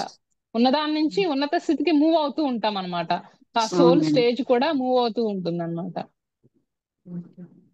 చాలా అంటే చాలా చక్కగా చెప్పారు మేడం. అంటే నేను కొంచెం రాసుకున్నాను అక్కడ, అందుకనే కొంచెం అది వినలేకపోయినా రాసినప్పుడు కొంచెం, అందుకే మిమ్మల్ని వివరణ అడిగాను. చాలా బాగా చెప్పారు. అంటే అదే. ఇప్పుడు విగ్రహారాధన వద్దనే పత్రి సార్ అన్నారంటే చాలా మంది కోపం వస్తుంది మేడం. ఏంటి ఆ, ఈయన ధ్యానం అంటేనే పూజలు వద్దనేస్తున్నారని. కానీ అది భగవద్గీతలో కృష్ణుడే చెప్పాడని చెప్పేసి అది ఎస్ ఎస్ ఎంతమందికి అండి, తెలియదు మేడం. కృష్ణుడే చెప్పాడు. కృష్ణుడు అదే చెప్పాడు ఇందులో. అదే అదే భగవద్గీతలో అర్థం. కృష్ణుడు. అవును మేడం. మీరు ఇప్పుడు చెప్పినప్పుడు అప్పుడు నాకు ఇంకా స్పష్టంగా అర్థమైంది అనమాట. అంటే చాలా మంది అంటుంటారు కదా, కానీ ఆయన ముందే చెప్పున్నారు. ఆయన నేను ఎందుకు ఎస్, అంటే శ్రీకృష్ణ పరమాత్మ డైరెక్ట్ గా విగ్రహారాధన ఖండించారు. ఇదిగోండి, తీర్థాని తోయ రూపాణి దేవాన్ పాషాణం మృణ్మయాన్ యోగినో న ప్రపద్యంతే ఆత్మ ధ్యాన పరాయణాః. అంటే ఏంటంటే ఆత్మజ్ఞానం పట్ల ఆసక్తి గల యోగులు నీటి రూపంలో ఉన్న తీర్థాలను, రాళ్లతోనూ మట్టితోనూ చేయబడిన విగ్రహాల రూప దైవాలను సేవించరు. ఇంకోటి, అలాగే ఇంకోటి ఏం చెప్తారంటే శిలా మృద్ధారు పాత్రేషు దైవ బుద్ధి ప్రకల్పితాః అకల్పిత స్వయం జ్యోతిరాత్మానో దేవతానకిం. శిలలు, మట్టి, కొయ్యతో చేసిన దేవతా విగ్రహాలు మానవులు చేస్తారు, మానవులు బుద్ధిని ఉపయోగించి దాన్ని చేస్తున్నారు. కానీ ఇక్కడ స్వయం ప్రకాశము, జ్యోతి స్వరూపము ఎవరి చేత కల్పింపబడలేదు. అక్కడ పరబ్రహ్మాన్ని ఎవరు దాన్ని ఇట్లా ఉంటుందని చెప్పరు, దాన్ని కల్పించి చేయలేరు కదా మనుషులు ఎవరు. సో అవును మేడం. ఆ విగ్రహ రూపాల్లో దేవతా స్వరూపాలు కేవలం మనసుని ఏకాగ్రత కల్పించడం కోసం వాళ్ళకి ఆ ప్రైమరీ స్టేజెస్ లో వరకు మాత్రమే గాని, ప్రారంభ దశలో ఉన్న వాళ్ళకి మాత్రమే. ధ్యాన సాధనలో ముందుకు సాగే కొద్దీ ఈ వీటితో పని లేదు. పరబ్రహ్మ జ్యోతి స్వరూపము స్వయం ప్రకాశము గనక దాన్ని తెలుసుకోవాలి అంటే మరి మరి స్వానుభవపూర్వకంగా ధ్యానం ద్వారానే తెలుసుకోవాలి అని ఈ శిలలతో చేసిన వాటిని విగ్రహారాధనని ఖండించారు తురియ జ్ఞాన యోగంలో. తురియ జ్ఞాన యోగంలో ఖండిస్తారనమాట విగ్రహారాధనని శ్రీకృష్ణ పరమాత్మ. ఆ, అదే మేడం, చాలా చక్కగా చెప్పారు. అంటే స్పష్టంగా అర్థమయ్యేటట్టు, అంటే అంటే ఏ విధంగా తయారయ్యేవి, మనం ఏ విధంగా ఇవన్నీ జలతత్వం, అగ్నితత్వం, వాయుతత్వం, ఇవన్నీ ఏంటి, లాస్ట్కి ఆకాశతత్వము. అంటే మనం అదే అయిపోవాలి కదా. అంటే ఆ జీవాత్మ పరమాత్మగా మారాలంటే ఆ శూన్యంలోకి ప్రవేశం చేయాలి మనని. మన మన ఆత్మతో మన కలయిక, మనందరం హంసాత్మలే. హంసాత్మ పూర్ణాత్మగా ఎదగాలి. ఆ పూర్ణ విధం అనేది చక్కగా అంటే ఎంత స్పష్టంగా స్లోగా వివరంగా చెప్పారు మేడం. నిజంగా అద్భుతంగా ఈ జ్ఞానాన్ని మాకు అందించారు ఈ రోజు. Really great madam. Wonderful. Thank you thank madam. You madam. ఇదంతా థ్యాంక్ యూ. పత్రిజీ అందించిన జ్ఞానమే మేడం అంతా కూడాను. అసలు ఉత్తర అవును గీత మేడం. అంటేనే ఏంటో తెలియదు. పత్రిజీ చెప్పబట్టి ఉత్తర గీత మనకి అందులో నుంచి కొన్ని ఇంపార్టెంట్ శ్లోకాలను తీసుకుని సంకలనం చేసి మనకి అందించారు. Thank you madam. అవును. థ్యాంక్ యూ సో నిజమే. అన్ని మచ్. శ్లోకాలు ఎవరు చదవలేరు కాబట్టి ఏది ఇంపార్టెంటో మనకి అవసరమైనవన్నీ ఆయన మహానుభావుడు తీసి మనందరికీ ఇంత స్పష్టంగా విపులీకరించారు. దానికి జ్ఞానం అనేది ఎలాగంటే ఇంకా జ్ఞానాన్ని బాగా వివరంగా చెప్పగలిగారు ఆయన మహానుభావుడు. నిజంగా ఆయనకి శతకోటి ధన్యవాదాలు. ఈ రోజు మీరు వచ్చి ఈ జూమ్ సెక్షన్ లో వచ్చి మాకు చెప్పినందుకు మీకు కూడా ధన్యవాదాలు. మిమ్మల్ని పిలిచిన వారికి ఈ బ్రహ్మాస్ మెడిటేషన్ ఛానల్ వారికి కూడా శతకోటి ధన్యవాదాలు madam. Thank you very much madam. Thank you madam. Thank you so much masters అందరికీ. ఇంకెవరైనా మాట్లాడండి మేడం కోసం. మేడం ఏమైనా అడగాలని